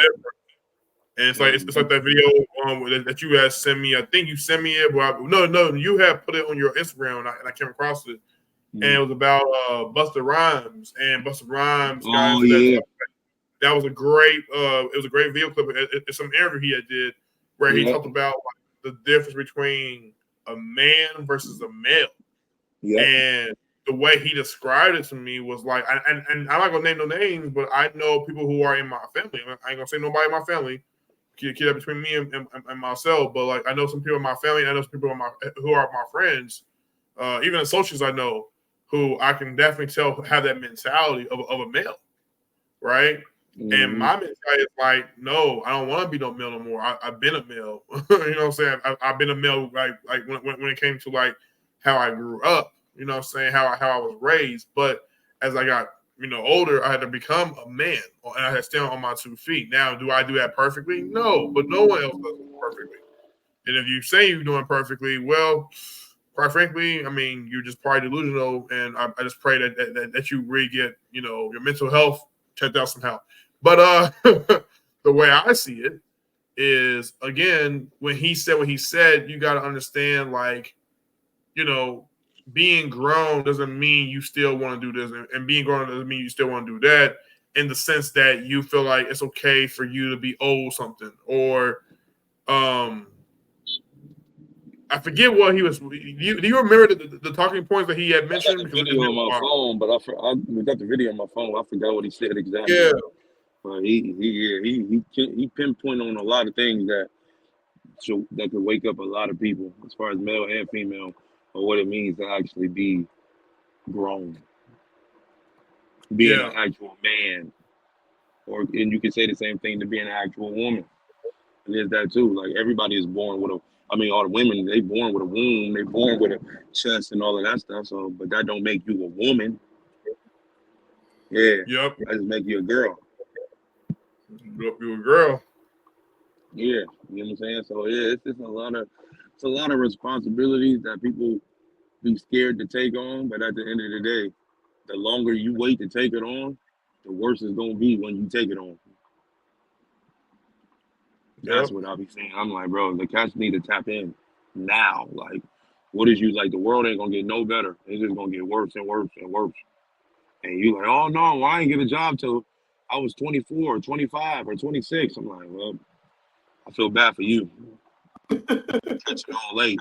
But you should have called it quick. Like, that's why they be telling people when they 13, 14, or get your worker's permit at 15. Like, bro, go to work.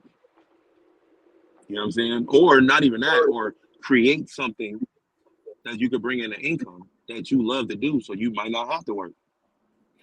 Which is why I know eventually once I start being a regular doing YouTube, I'm not regular. I know that, but even though I got me over, just because it's another thing too. Just because you have over 1,000 subscribers does not mean you are getting paid from doing YouTube. That's not the case at all. It's not how it works. Subscribers, yes, it is. You just ain't getting big money. Your money, your stuff is getting monetized when you're supposed to. If you're doing stuff properly, your stuff get watch. No, you're not wrong. What I'm saying is subs. Okay, subs work, right? Subs work, and that okay. When you get over 2,000 subscribers, yes, you do. You do get the opportunity to apply for not even just 2,000 subscribers, even over like 1,000 subscribers. It's only 1,000. Right. You gotta have 40,000. You gotta have 40,000 minutes being viewed as well. If you don't got that, you ain't getting no money either.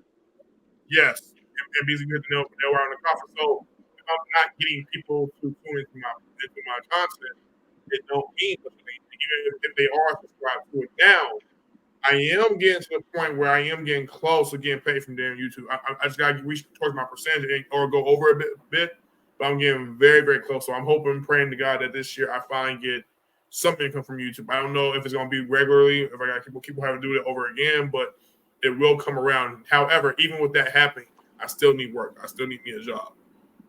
So it's not just being a YouTuber is a lot of work. That's why I'm tapping into it now. But you dang near got to do 30 videos a day. If you're not doing that many videos, you can't do that. Oh, I'm gonna do this recap later. I got to do this. No, if that thing just happened, if you're a YouTuber, you need to do it now. If you're not doing it right now, then you really not no YouTuber. No matter how many subscribers you got, you really not looking at this as a serious situation. Yep. No, I'm not looking at it like that because I ain't trying to be like that. I'm just opening up my mouth because I'm supposed to. But I know for a fact at the end of the day, it's going to end up turning into income because the stuff that I'm talking about and the people that I'll be interviewing and the stuff that I'm going to be doing is going to cause everybody to be wanting to be involved in whatever I got going on, which will turn it into that. But people who have that focus in that stuff like that with all their subscribers, if they're not putting stuff out consistently, then they ain't getting no money. No. Like when Drake and Kendrick was going on, if they didn't got a video every single day for that, they tripping. If they ain't doing recaps for all the basketball and the football games or whatever, then yeah, they bugging out. Yeah, you got to do all of that. But you have to do. That's why I just dropped like 3 videos yesterday, just to have the material out there. Just because I'm trying to catch up on the how many minutes you're supposed to have. Like you got to have 40,000 hours. I'm like, that's a long. But they said you could do it if you got up to 30 videos a month, stuff like that. I'm like, all right, well, you just got to find stuff to talk about. It got to be intriguing. It got to be worth talking about. You got to make sure your audio is lit. You got to make sure your visual is dope. So you need cameras and stuff. So at my house, I got a whole green screen. I got cameras. I got lights. I got all that. I ain't set it up yet, but yeah, I got all of that. I'm going to take it serious. I ain't even going to play around with it. I ain't about to just hit my laptop on and just be like, oh, yeah, I'm hitting record. Nah. It got to look proper. If it don't look It takes proper, then I ain't doing it. Yes, it takes time. It takes time, and But it take money. even if you're right, exactly. And even if you guys start off a little bit rough, It's like there's nothing wrong with doing that. That's one of the main issues I had.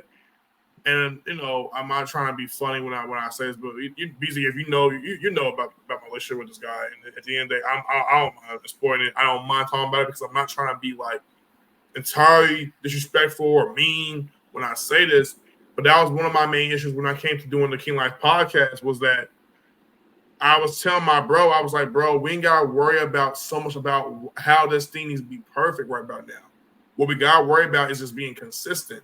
And I'm not sitting here saying that I don't want to be perfect. I'm not saying perfect as in like I have to be all the way perfect with my whole entire channel. What I'm saying is I don't have to have everything because for instance, me and him will do when we first did our first episode around the rail station that I go to for my college. He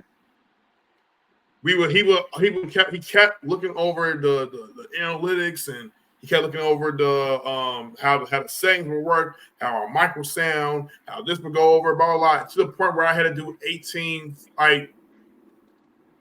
retakes on my intro, bro. Like I never forget that it was 18 different retakes I had to do for my intro, all because of him going, I was seem, professionally, when I say this, overboard in the sense that he was trying to make sure everything was just working all the way right. When I'm like, even if some of it half not also working all the way right, let's just do what we got to, and we'll fix it later. Because here's the thing, and here's the reason why I say this.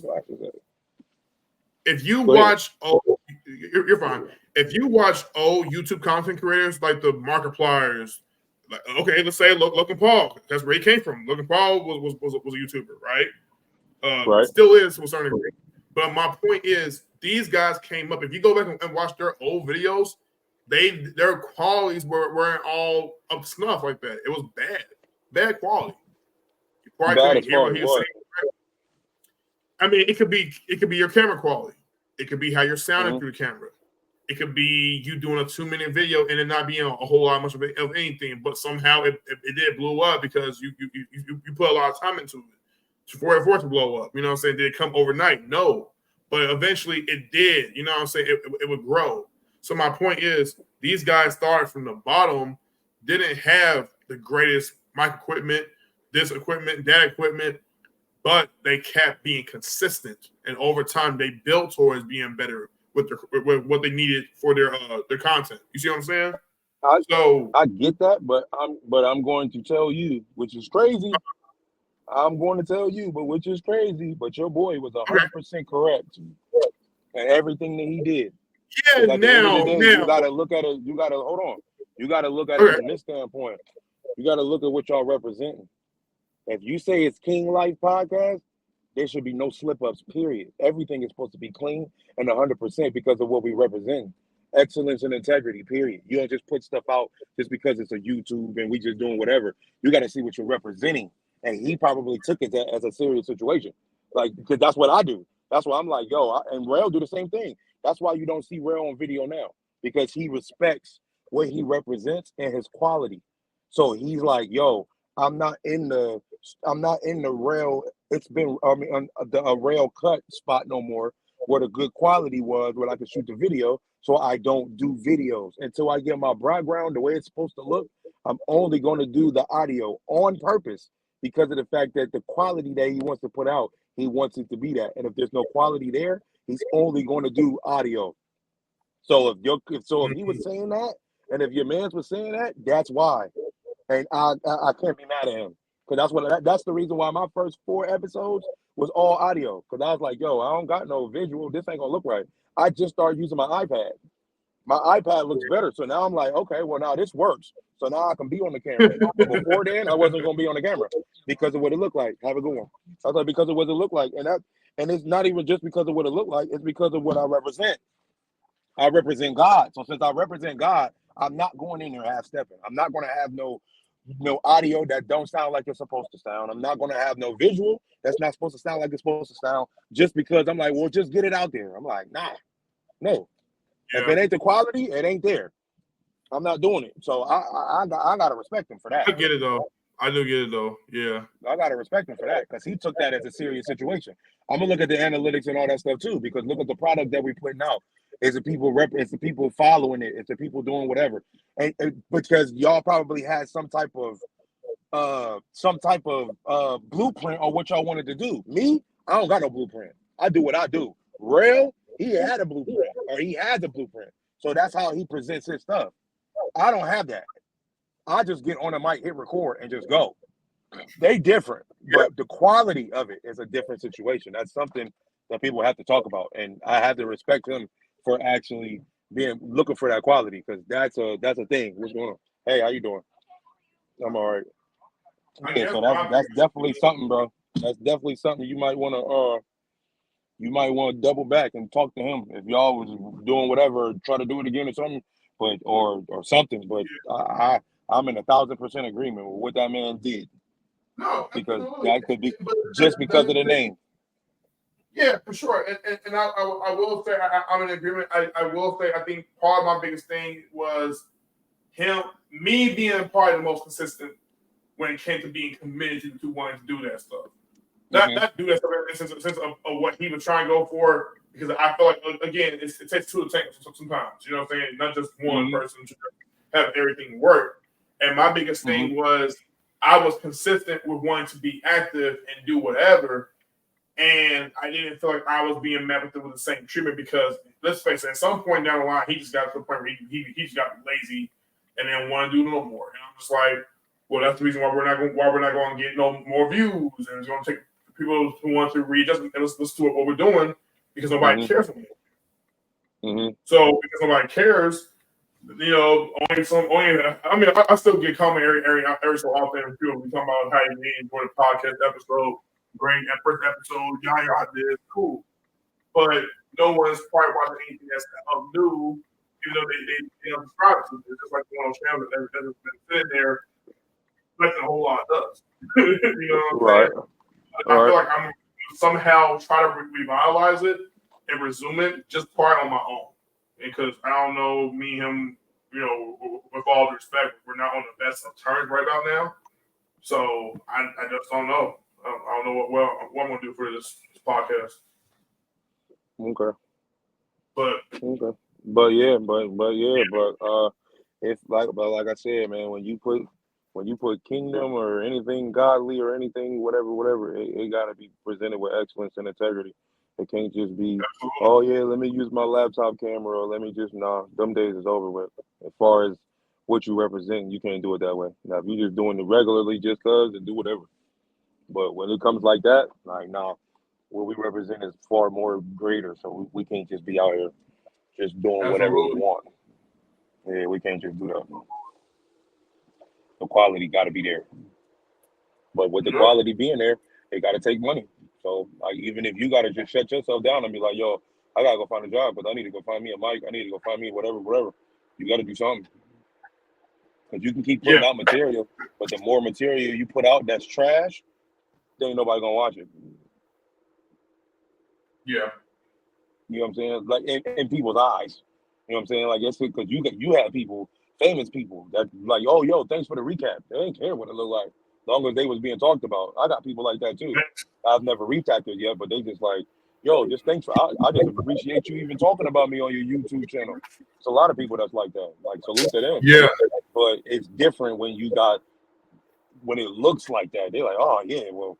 You know what I'm saying? Because some people just like, thanks for the recap, but at the same time, they like, man, but this mother ain't gonna get no views. He ain't even really, like, just look at it. He's in the kitchen or he's whatever. He ain't taking it serious. This ain't no, you know what I'm saying? Boom. You can do that stuff later when you are big time, when you big deal. When you big time, then all of a sudden you can do a blog wherever. It don't matter because everybody don't care where you at. They just want to hear what you got to say. But until then, you gotta make it look the part. You gotta be a certain way. And that's why it was so dope when Rel was doing his at his barbershop, and he was doing it on video so you can see it. I'm like, bro, that was fire. But also you can go to Spotify and iTunes. So that's what helps. But he always had a condenser mic because he do music. So he always had the quality as far as the vocals and stuff like that. So he was good either way. You know what I'm saying? So and that's why I be asking him now. I'm like, yo, why don't you get on camera? He's like, man, you know how I am about my quality and how I feel about my backgrounds. Right now, I'm not in the right position or in the proper position to actually set stuff up to actually make these situations happen. That's why I don't go with the videos on. And I'm like, I get it. You know what I'm saying? Like, yeah. But when I first dropped my first 2 episodes, everybody was telling me, yo, get on camera. And I was like, yo, I ain't ready yet. I got to wait for this camera to come through. And then everybody still was like, get on camera. And I'm like, and then I looked at my iPad and I was like, oh, shoot. Let me see if I can do it off of here. Boom. So I'm doing it off there. But my reaction videos I do with Rail is going to be on my MacBook camera. That's why I'm holding out because I got to wait for that camera to get in because I don't want to use that quality off that camera. But that's not quality to me. Right. Yeah, that ain't quality to me. Even the iPad quality is not quality to me all the way, but it's quality enough, better than the MacBook camera. So that's why I start putting them on. So yeah, man, but it's just when we represent different stuff, it's just excellence, integrity, and it might take a long time to drop it. But when we drop it, it's excellence and integrity. That's why that's why when Rail be like, yo, I'm working on my project and it takes some time, or when I'm working on my project and it takes some time, it's because I know what I'm representing and I'm not about to just put out any old junk. I ain't going there. Yeah, I can't. Yeah. I can't. So it might take, it took like 8-9 months. I'm like, yeah. Because it's gonna be quality, it's gonna be top notch, it's gonna be something you want to, you know what I'm saying? I ain't just putting out whatever y'all want to hear. Kendrick Lamar, you know how long it takes for him to put albums out? Drake, J. Cole, Jay-Z. I mean, these guys, they represent whatever they represent, but you see it take them a little bit of time for them to put that stuff out. But when they get it, man, that joke be fire. Which explains why we respect Kendrick Lamar a lot more than we do Drake. Heck, with a whole lot of people probably do the exact same. And here's my thing about Drake. And my mom's boyfriend, you know, at the time, he's not our boyfriend anymore, but he at the time said this, like, Drake is a producer of music. He said he done create some of the best music we done ever heard.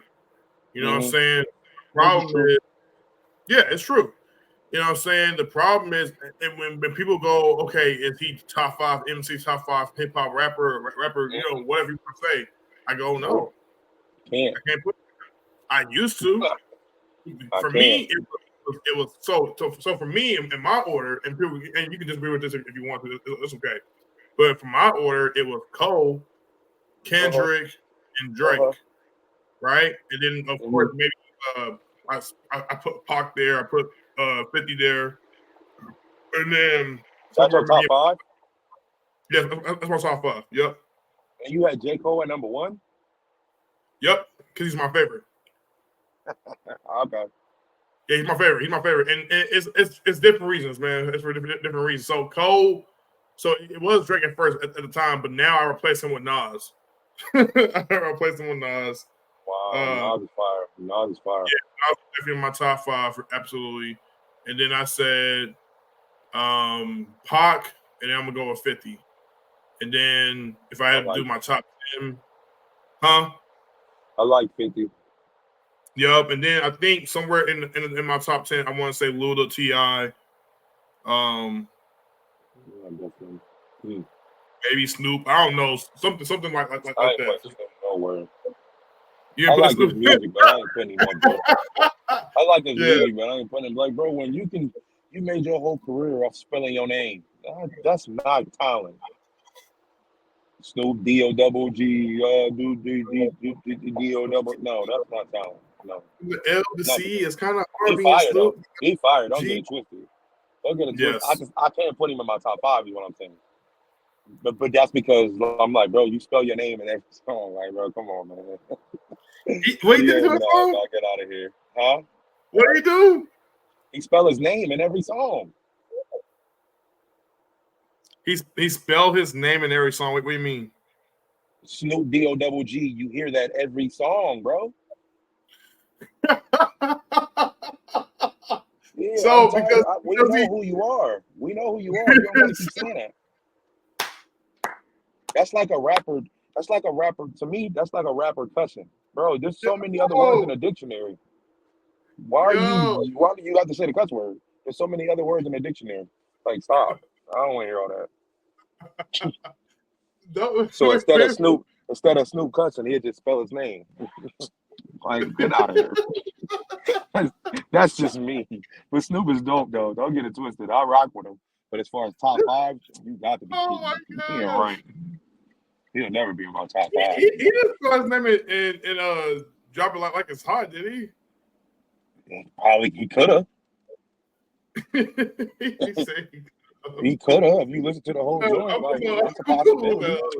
That's fire, though. It's a That's possibility. hilarious, bro. I know. Like, This man said, "You don't spell your name, you can't be in somebody's top 5." No, I just don't. I mean, come on, man. Like, but see, that's what I like about Snoop, though, because Snoop admitted he got writers, and he don't care. But here's my question to you about that: Did Snoop get writers later in his career or before? Because I don't know about like when he did Doggy Style too. Because to me, that felt like the more traditional. Not only is it one of the best albums I've heard from Snoop, but it's also like one of those albums where it feels like it's Snoop. You know what I'm saying? Like it feels like it comes from him, and it came from a traditional place, of course, but very like Snoop Dogg-ish. Because if you take that, compare it to his like last, his next like 20-something albums like that, it don't sound like Snoop. What song you talking about? What you talking about? Like I mean, like Doggy Style, like his first album, like. That was Snoop's first album. See, that's what I'm saying. That's original Snoop. That's original Snoop. Yeah. After that, everything became commercial, and everything is just drop it like it's hot, drop it like it's hot. Like that's fire. Don't get it twisted. That's fire. But you're spelling your name in that. You're being lazy with your pen on that because the hook and the beat, the hook and the beat. That's what I'm saying. Like, this is what I'm saying. Like, the music game got a lot of y'all polluted to make it think that it's really hot when it really ain't. It's really just a basic beat and the hook, and y'all just like, oh man, that's crazy. It's kind of not. It's kind of not crazy. Y'all ever heard of Load of Lux? That's crazy. You know what I'm saying? Like you hear like you put a Nas song and then you put a Snoop Dogg song next side by side. What song is really crazy? Nas. Yo, you don't have people come at you on the comments. You don't care though. No, they're not gonna come at me in the comments. They're gonna come at me and be like, you know what? At the end of the day, he makes sense. I just don't care. I'm still gonna like it because it's what I like listening to. That's all they're gonna say, and it makes sense. But all I'm saying is, yeah, don't dumb down yourself. Hey, bro. Hey, that's like me. That's like me following. That's like me following the coloring book and you following the dictionary. I'm like, yo, I can read the dictionary. I just choose not to because I don't want to. Yes, I get you. That's all it is. It's like, yo, I can really listen to something or more conscious or whatever. I just don't want to. Or if I'm, like I said, if I'm drawing in the coloring book instead of reading a dictionary, people be like, oh, you just don't want to get smarter. I'm like, no, that ain't got nothing to do with it. I just don't feel like doing that. Like, that's what you do. You know what I mean? Like, it's deeper levels in life, for real. And some people just don't want to be deep. They just want to be in the shallow water. That's why when you hear those little candy rapping songs, people be like, oh, that's fire. But then when you hear somebody that's really talking about something, don't nobody listen to it. That's why Eminem ain't in nobody's top 5. Because he talk about something every time and y'all don't want to hear it. Well, you know what happened with M was when M did, because M was being Slim Shady, I want to say maybe post Encore album is when he probably was to stop being Slim Shady. So he went into like the whatchamacallit, like Recovery and no. He did what was the album? What was the Marshall Mathers show? Huh? What was the Marshall Mathers? When that come out? Yeah, I think the Marshall Mathers show, Encore. I think they were like the last like Eminem like Slim Shady like albums, right? I want to say. I could be wrong. I could be wrong. I'm not the greatest Eminem fan to know everything, right? I never knew. I knew. I never knew. Man, come on. Eminem got some. Man, what? Classic. Come on, Yo. But I will say, for me, I think Eminem, because people were saying for the longest time, Eminem is just a rapper to rapper. He's just a rapper, a rappity rapper, rapper's rapper. He can't bring substance. I said, what? Like, okay, have you not heard My Name Is? Have you not heard The Real Slim Shady? Have you not heard with what's the record? I am whatever you say I am because I am one of the dopest songs ever. Yes, what I'm saying, like that record, like, but he was still he always had substance. He talked about his wish of his mom and his wife and his kids. So that cleaning out my closet, huh? That cleaning out my closet. I'm sorry, mama. Yes, right? Man, anybody ain't got Eminem in their top 5, they tripping. Anybody ain't got Eminem in their top 5. But people were like some. He don't bring no substance. Then he did. Well, you probably might agree with along our friends when I say this, but he came out with what was it called? Yes, Revival. What was it? Oh yeah, Revival. Yeah, that was terrible. Revival album. That was terrible. Yeah, everybody said it was the worst album. Yeah, that was terrible. But why was it terrible to you though? Why was it terrible to you? Just out of curiosity. Because I was. But not terrible as far as skill set, because of course Eminem is Eminem. It's because we're so accustomed to what he does. So when he brings something different, we hate it. That's why we would say. But they asked for it though. He literally said it in Kamikaze. He said what?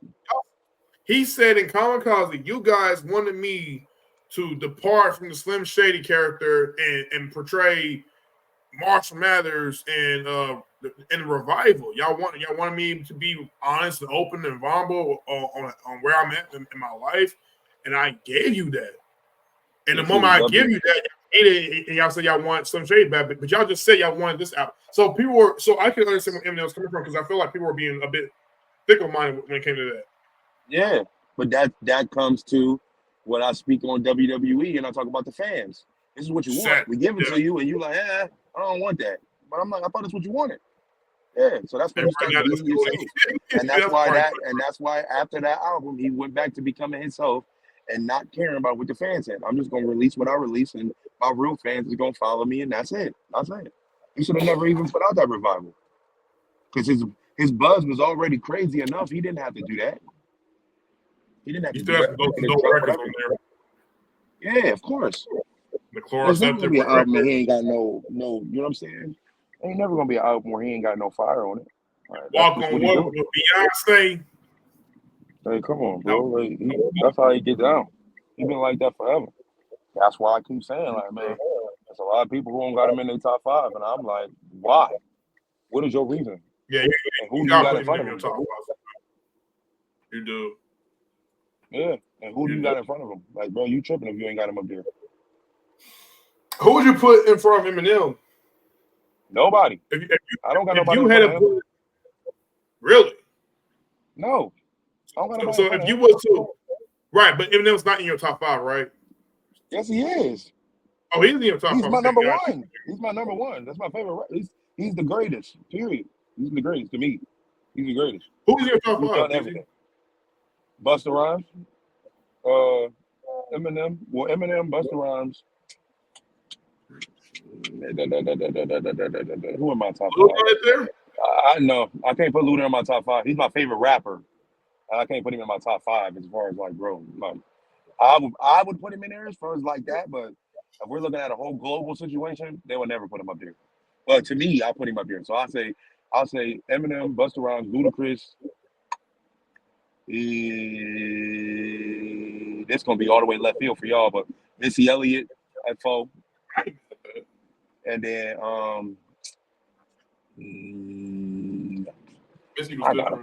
I gotta put him there.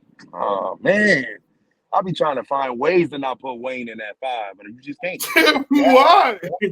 You have to put him in there because he's what I'm totally against. I follow God. I don't do what Wayne do. No. He's on that demon stuff. I don't get down like that. Huh?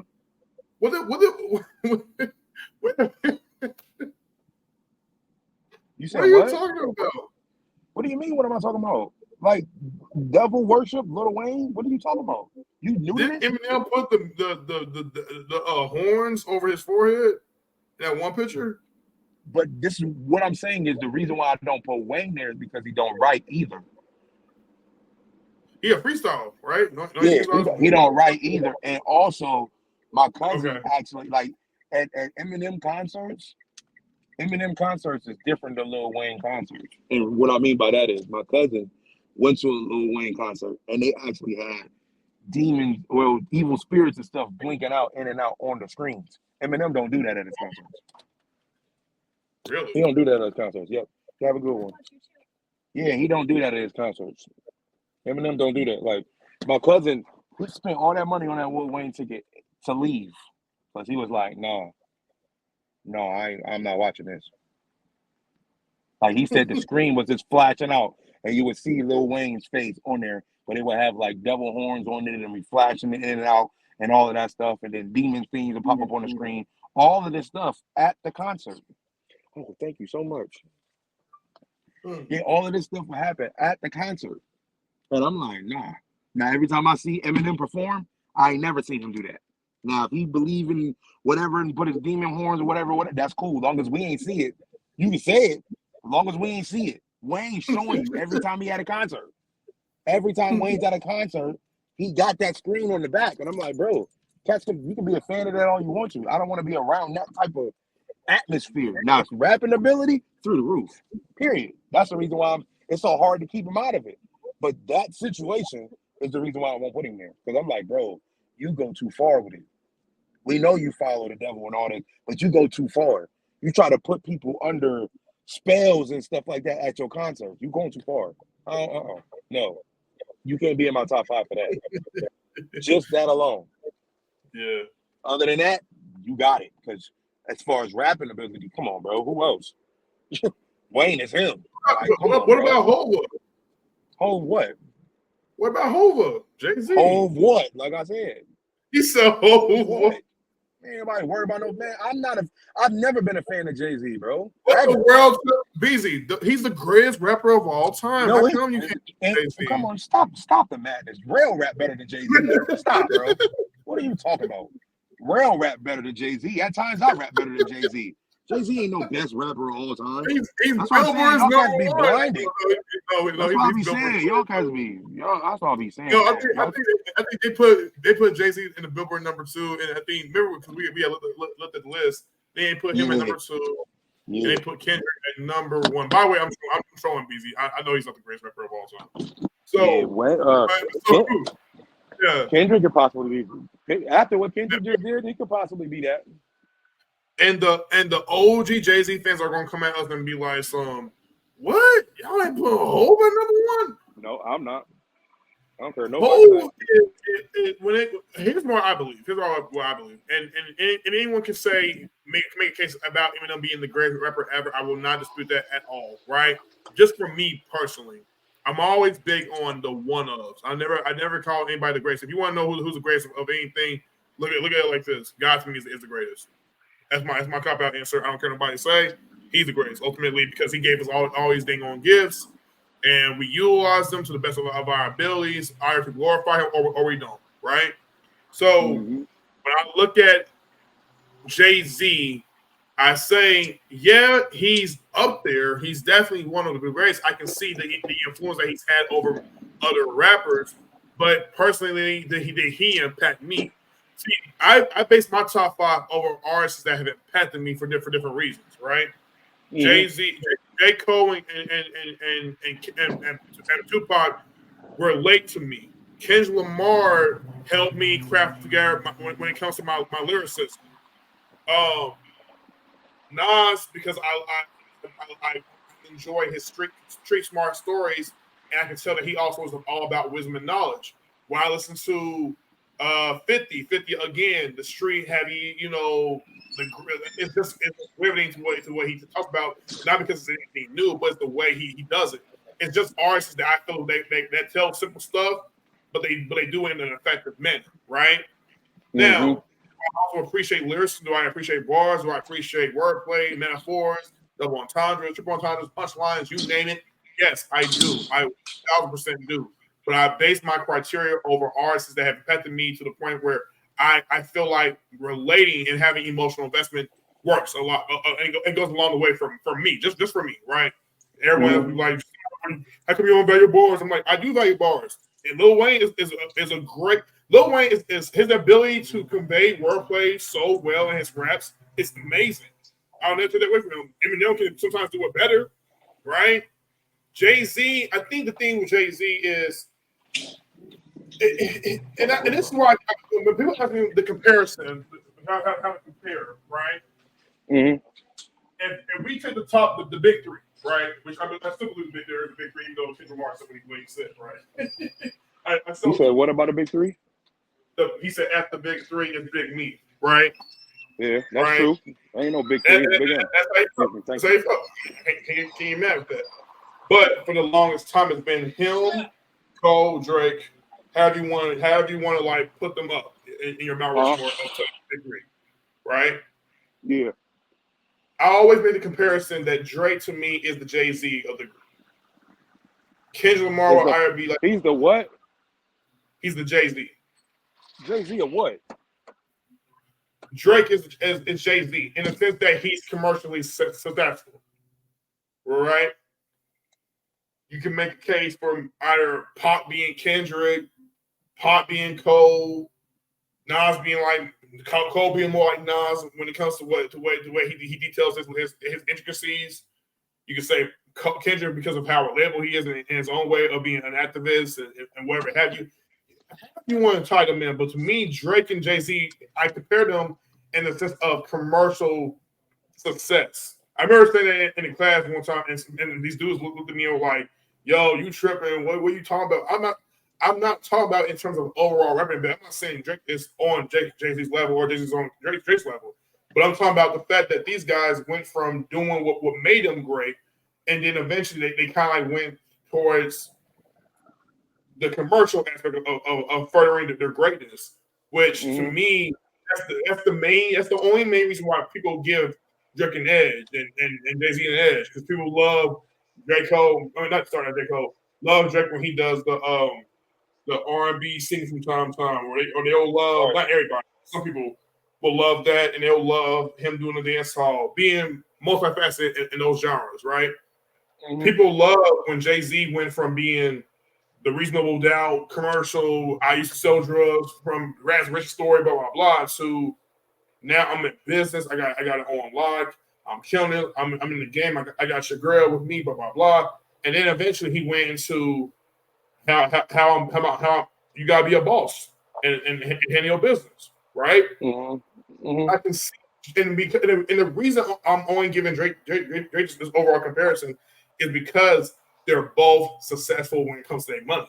They got more money than Kendrick Lamar and J. Cole combined. Now, Kendrick Lamar probably may have an edge up on him now, not because of this whole entire beef, but because of what he did with his tours and how much money he's making. Although I did hear something about Miss Morale and Bass didn't make a whole lot of money, or that didn't do too well. I could be wrong, but his sales part didn't do that great. He didn't marry me because his album was still fire, but whatever, right? Mm-hmm. So that's what I'm comparing it towards, but that's just me. Okay. Yeah, that's all I'm saying. I'm not saying you got fully agree. I don't care. I really don't care. Like if I get people agree. I'll take Wayne back out. I throw Jadakiss in there. But then again, I just found out some information about. I just found some information about them too. I'm really starting to stand on business for real. I'm really like, if Cats is really on that witchcraft, bullcrap, whatever. I'm not rocking with them no more. Period. That's just me. So, and I just found out that my cousin was telling me, he was like, bro, you ever did you know what the Locks' name was before they were the Locks? Did you know? Do you know what they were called before Puff Daddy changed their name? Do I know? Yeah. No, I did not. They were called the Warlocks. Oh, really? That makes sense. And you know what a warlock is? I've heard what a warlock is, but that's something to do with witchery, right? It's male witches. Facts. That's what they ran. That's what their name was. Puff Daddy told him that they would never sell like that. So he took the war part off and made it the locks for it to be hidden, so nobody can know what's really going on. That makes sense. Yep, just found that out last week. So I was like, yep, not listening to him no more. Staying on business. But he's talented though. He's talented though. He was in my top 5 for sure. Jadakiss was that boy. Like I rock with him. But yeah, when I found that out, because I never knew their name was called the Warlocks, and I'm like, what? And then I looked up what Warlocks was. I was like, oh no, bro, nope, can't do it, man. Can't do it. It'd be right there in front of our faces. No, I can't even listen to his music no more. Well, you can't put Jay in your top 5, right? I might put Jay-Z in my top 5 because I haven't heard him say anything. No, I said Jada. Jada. Yeah, Jada, I can't. Yeah, even though skill set, I think he is. Skill set, I think he is, but I just can't do it. I just gotta stand on business. I'm like, no.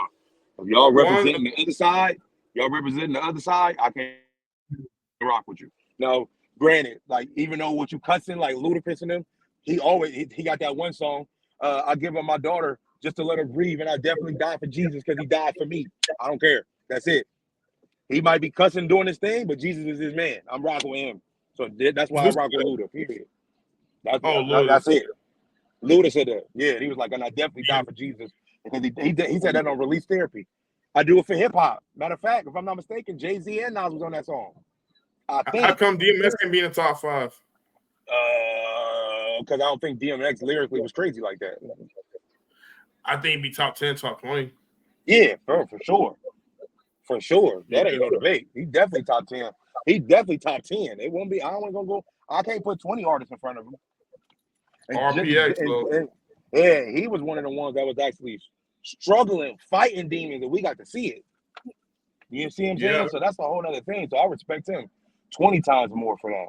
You know what I'm saying? I respect him 20 times more. I'm gonna tell you our artist to me that has so much promise and knows not. I'm not gonna say Access Tentacion because I'm in the generation of. Yeah, he's cool. Get out of here. 2015, so I'm not gonna say that.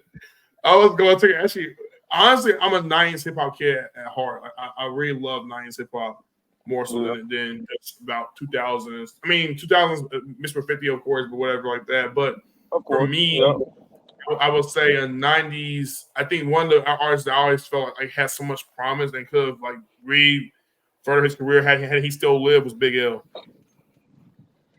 Oh yeah, some people got him in the top 5. Big L was that, bro. He was cold, bro. Man, you heard some Big Pun joints? Yeah, of course, Big Pun. Big Pun, man, come on. What are we talking about? Still not a player, like, oh, you know what I'm saying? Like, man, listen. There's a reason why he was what he was, man. He was tight. And his son was fire too. Yeah, his son is fire right now. His son is crazy.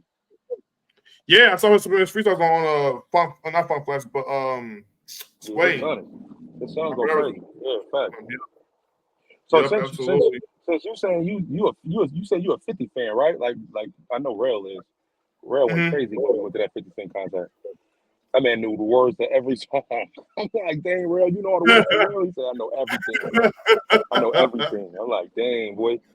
So when that I don't know, but it wasn't the Get Rich or Die Trying, not that album, the G Unit Beg for Mercy album, right? Yeah, I mean an hour mixtape or whatever. Are you who had better verses, 50 Cent or Lloyd Banks? And don't do that. Who had better verses, bro? What would you gonna say? Lloyd Banks. That's what I was gonna say. What you mean? You know, it's funny. People. The reason why I say "ooh" is because for the longest time, people. If you're an old school G Unit fan, I think just about every fan will probably say this, but everyone was like. It's funny that you answer the question because I listened to Lloyd's album. His last album. Yeah, it ain't like that. But that wasn't that with Griselda though? He had Griselda feature on the album. He was supposed to sign with them after that. I did not know. Oh, really? Yeah, he was supposed to. That was supposed to be his first album. Under Griselda. I ain't like it. I ain't like it at all. I get it though. I don't like none of Lil Wayne's album. I only like the mixtapes. I know. The course of the Inevitable album, the first album was oh yeah, it was tough. Yeah. That album was tough. Part 2, nah, it was still nice, but not as bad. It's not as good as the first one, right? Yeah. You know what I mean? But you know what it is. But it's so okay. To answer your question, I'm gonna say I'm gonna go with Lloyd. But I will admit, but I yes, because he was one of the most underrated out of the whole time. He was going crazy, bro. That's when Bars was in. That's when Fabulous. It was Fabulous, Lloyd Banks, it was Cassidy and Jadakiss, and they was all just bars, bombs away. That's all they was doing, just dropping bars all day. Yeah. And who was our man? I know Tony Yayo and who was the last one? Tony Yayo and Young Buck. Young Buck, right. Yeah, he got solid. They were on the same song. They're solid. Tony Yayo was on the Crew Has It. He talked about 50 and how 50 like put him on, things like that. It was cool. Yeah. He traveled with him on that last lap. Yeah. So, I'm gonna go with Lloyd. I will admit something that fans have always said. Now, me personally, I've never had a problem with his voice, but fans, that's the one thing that people could not stand about Lloyd was the way he sounded, and I'm like, but that's his voice. He can't help the way he sounds though. Like I don't. But I get it, but I'm just like, but he's a freaking dope rapper though. Hold up, what we live on? Huh? What are we live on? The live outlet. So is that connected to what? The StreamYard. Mine's I take my laptop and then I have my speaker connected. No. So I'm saying, where are we live at? What platform? What do you mean where we live at? Oh, you dropped the ball, bro. You did this live all wrong. What I do? You were supposed to turn this live on with StreamYard, but it was supposed to be on your Facebook, your Instagram, and your YouTube. Oh, you want us to go live? Yeah. Oh, this is pre-recorded. You're right. I'm sorry. Yeah, because you know how long this is going to take. You know how long this is going, because you know what I'm saying? Because now, after you do this, you know you see how long the video is already. You know how long it's going to take to bounce onto your computer? How much space it's about to take up and all of that, when you ain't got to worry about that when it's already connected. Right. You want me to explain the parts? Huh?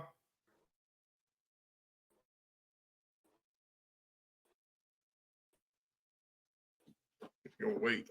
Can't hear anything.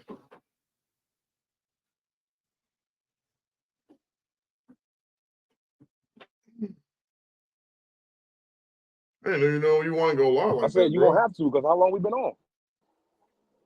About 2 hours and 30 minutes. That's crazy. You wasn't live this whole time. That's crazy. I thought we were just pre-recorded, like doing like a Q&A, and that would have been it. I didn't know about going live like that. It didn't cross my mind.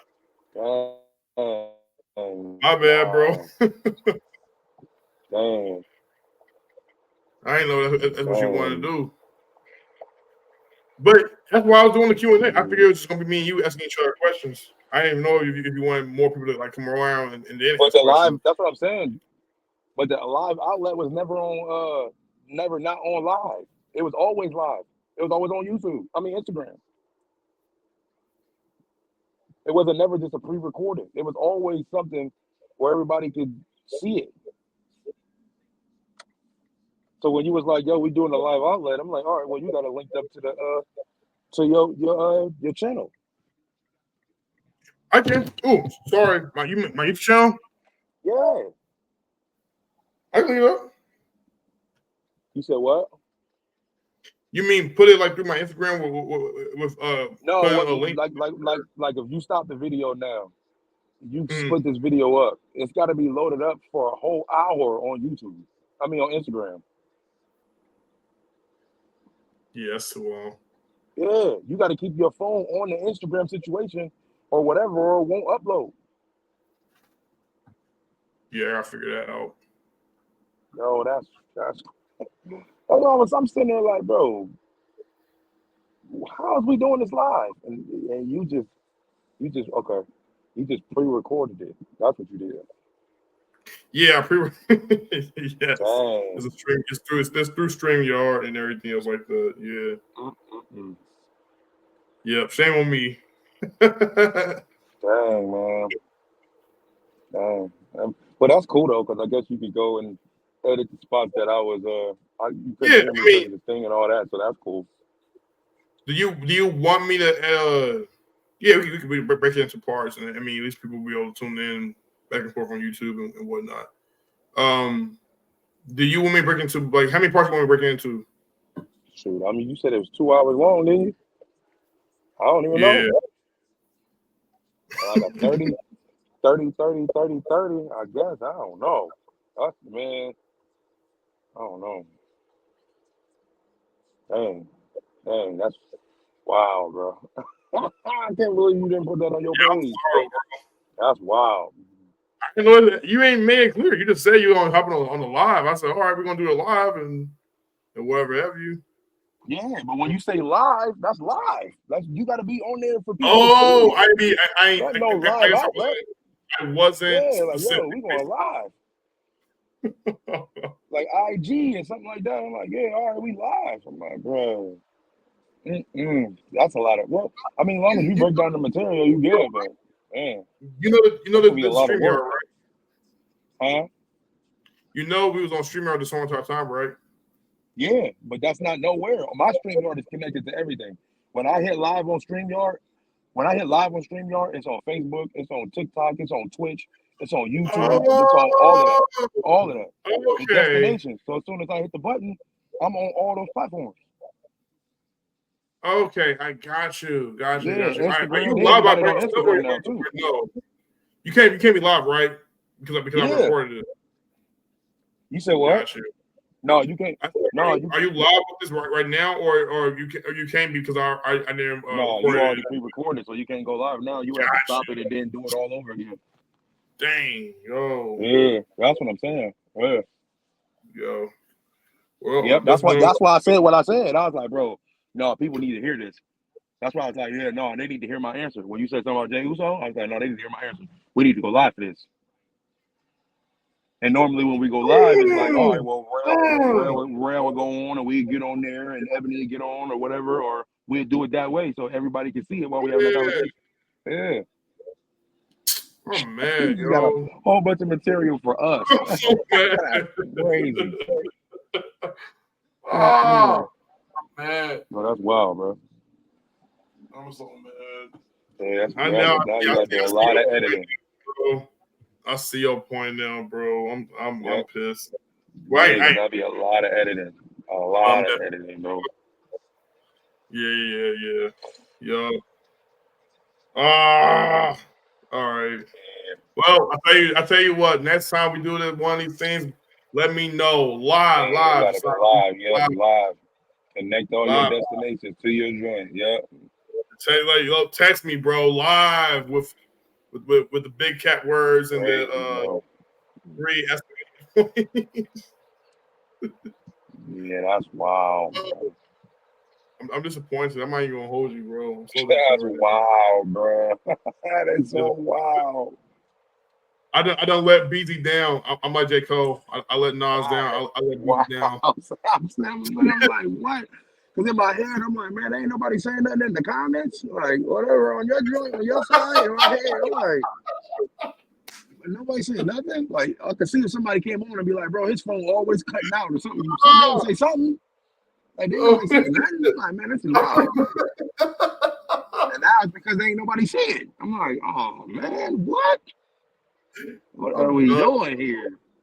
I got a question. When you press the live button, right? So like, how would it like transfer to like Facebook and Instagram like that? No, like, when you go into StreamYard and you say and you ready to do recording, they ask you. It say recording, live recording, pre-recording, and then they ask you another one. You just hit the live recording, and when you hit live recording, they add the next screen and it'll show you destinations, and then you just put in your Instagram thing, and then it'll ask access to your Instagram. You put your code in. I mean your username, your passcode, and then after that, it connects it. Like, all right, cool. If you got Facebook, it do the same thing. If you got Twitch, it do the same thing. If you got YouTube, it do the same thing. So after that, so when you do all of that, and then now the next time they ask you if you want to go live, all your stuff pop up, and you just highlight which ones you want to go live on. And when you hit all of them, on the live outlet by going live. Yeah. Through YouTube and then through Facebook and then through Instagram. All of it. All of it. Yeah. Wow, yeah, you're right. All of it. Heck with TikTok too. I could have done some TikTok. Yeah, that eliminates everything. Yeah, TikTok. Well, I don't know if you gotta have a certain amount of subscribers to go on TikTok. But that eliminates everything, bro. You just do it all at the same time on one platform. And the one platform connects you to everything. That's why when I used to do them interviews with people and stuff like that, it would be on my Facebook, but it'd be on my IG, it'd be on my YouTube, it'd be on my TikTok, it'd be on my, not my TikTok, but my Twitter or X, and it'd be on my Twitch. And it'll all be up. So you can check any of them platforms and all the videos be up. For every single one. Yeah. That's how you do it. That's how you cut out the middleman. Yep. And they just started doing Instagram because at first they wasn't capable of doing it on Instagram. But they do it on Instagram now. Yeah. Okay. Yeah. Yep. Yeah, bro. That's crazy. That's crazy. That's crazy. Yep.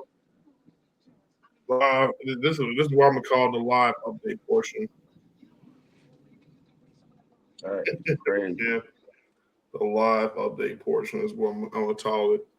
So I'm gonna break this into probably 3 parts, about 1 hour each, and then I think about 40-something minutes probably, because it's right getting towards about 2 hours 41 minutes, nearing towards 42 minutes.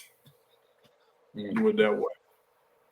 Yeah, bro. But like I was saying, I think Lloyd Banks definitely is underrated. It's just that people have always had an issue with his voice. That's what I liked about him, because he sounded different than everybody. Yeah, that's what I'm saying. I mean that's his voice. I can't get. I was watching this Dead End Hip Hop's like review over his album, and they were like, I enjoyed this album. I mean, it was a really good album, but I can't get past. I just don't like his voice. I don't like his voice. And I'm like, and it was about 3, maybe 4 of them all saying it. I was like, bro, y'all tripping. I'm telling you, man. Some people, I don't know. Some people just like. I mean, it's honest though. Yeah. I just like his style. But that's what I'm saying. His style's dope. So, oh well. Yeah. Okay. So that will be a reminder for next time, you guys. Me and BZ will be on here doing the live outlets. We're gonna go live. Anytime I say Q&A, live. Maybe a live review coming your way very soon when it comes to like wrestling promotions doing anything. I don't know about Money Bank this year because it's not one WWE. I mean, it's considered one of their big 5 pay-per-views, but it's not like something that I mean you need to be like on. What's the best way for me to put it? Like we don't need to like review it like that. We can just talk about it like on our own free time. You feel me? Yeah. But SummerSlam for sure. We going live. We gonna go live. There, so I'm gonna definitely have my cameras on. Me and Real, we gonna be. Oh, you gonna be there? Oh, that's right. Yeah. You got your ticket. You sure? That's right. Not playing no games with that one. You gonna be sitting in the front row? No, I ain't sitting in the front. We sitting up top. I ain't paid no tickets like that. We just we up top. No. You said we just in the atmosphere though. We definitely in the atmosphere though. Definitely in the atmosphere. Yeah. Take some pictures, bro. That's gonna be crazy. Hard to know it. Yeah, bro. We'll do it that way. All right, before we go right here and get out of here and get out to here. Ladies and gentlemen, quick favor. That is to like, comment, subscribe, and views. Well, that's my other channel. Share amongst your friends, amongst your family. I'm getting tired, bro. Share amongst your friends, amongst your family. Yeah, I'm done with working like an hour and a half. I know people who like you, people who don't like you. Me and Beezy gonna be out you guys' hairs. I apologize for the inconvenience regarding not going live right about now. Hey, Wow. listen, I'm 23. I may be smart and in your heart, but I'm still a little young and dumb and around the edges. Man. So, yeah, forgive me. Man. Oh, bro, I'm scrolling like crazy, bro. All right, y'all. Y'all be safe, man. We finna be out here. It's the live outlet. Y'all know how we do. It's Facts. Q&A. You got anything to add, BZ? No, that's it, bro. I'm out of here. I love you, bro. Be safe, man. God bless. All right, bro. Yeah. Bro.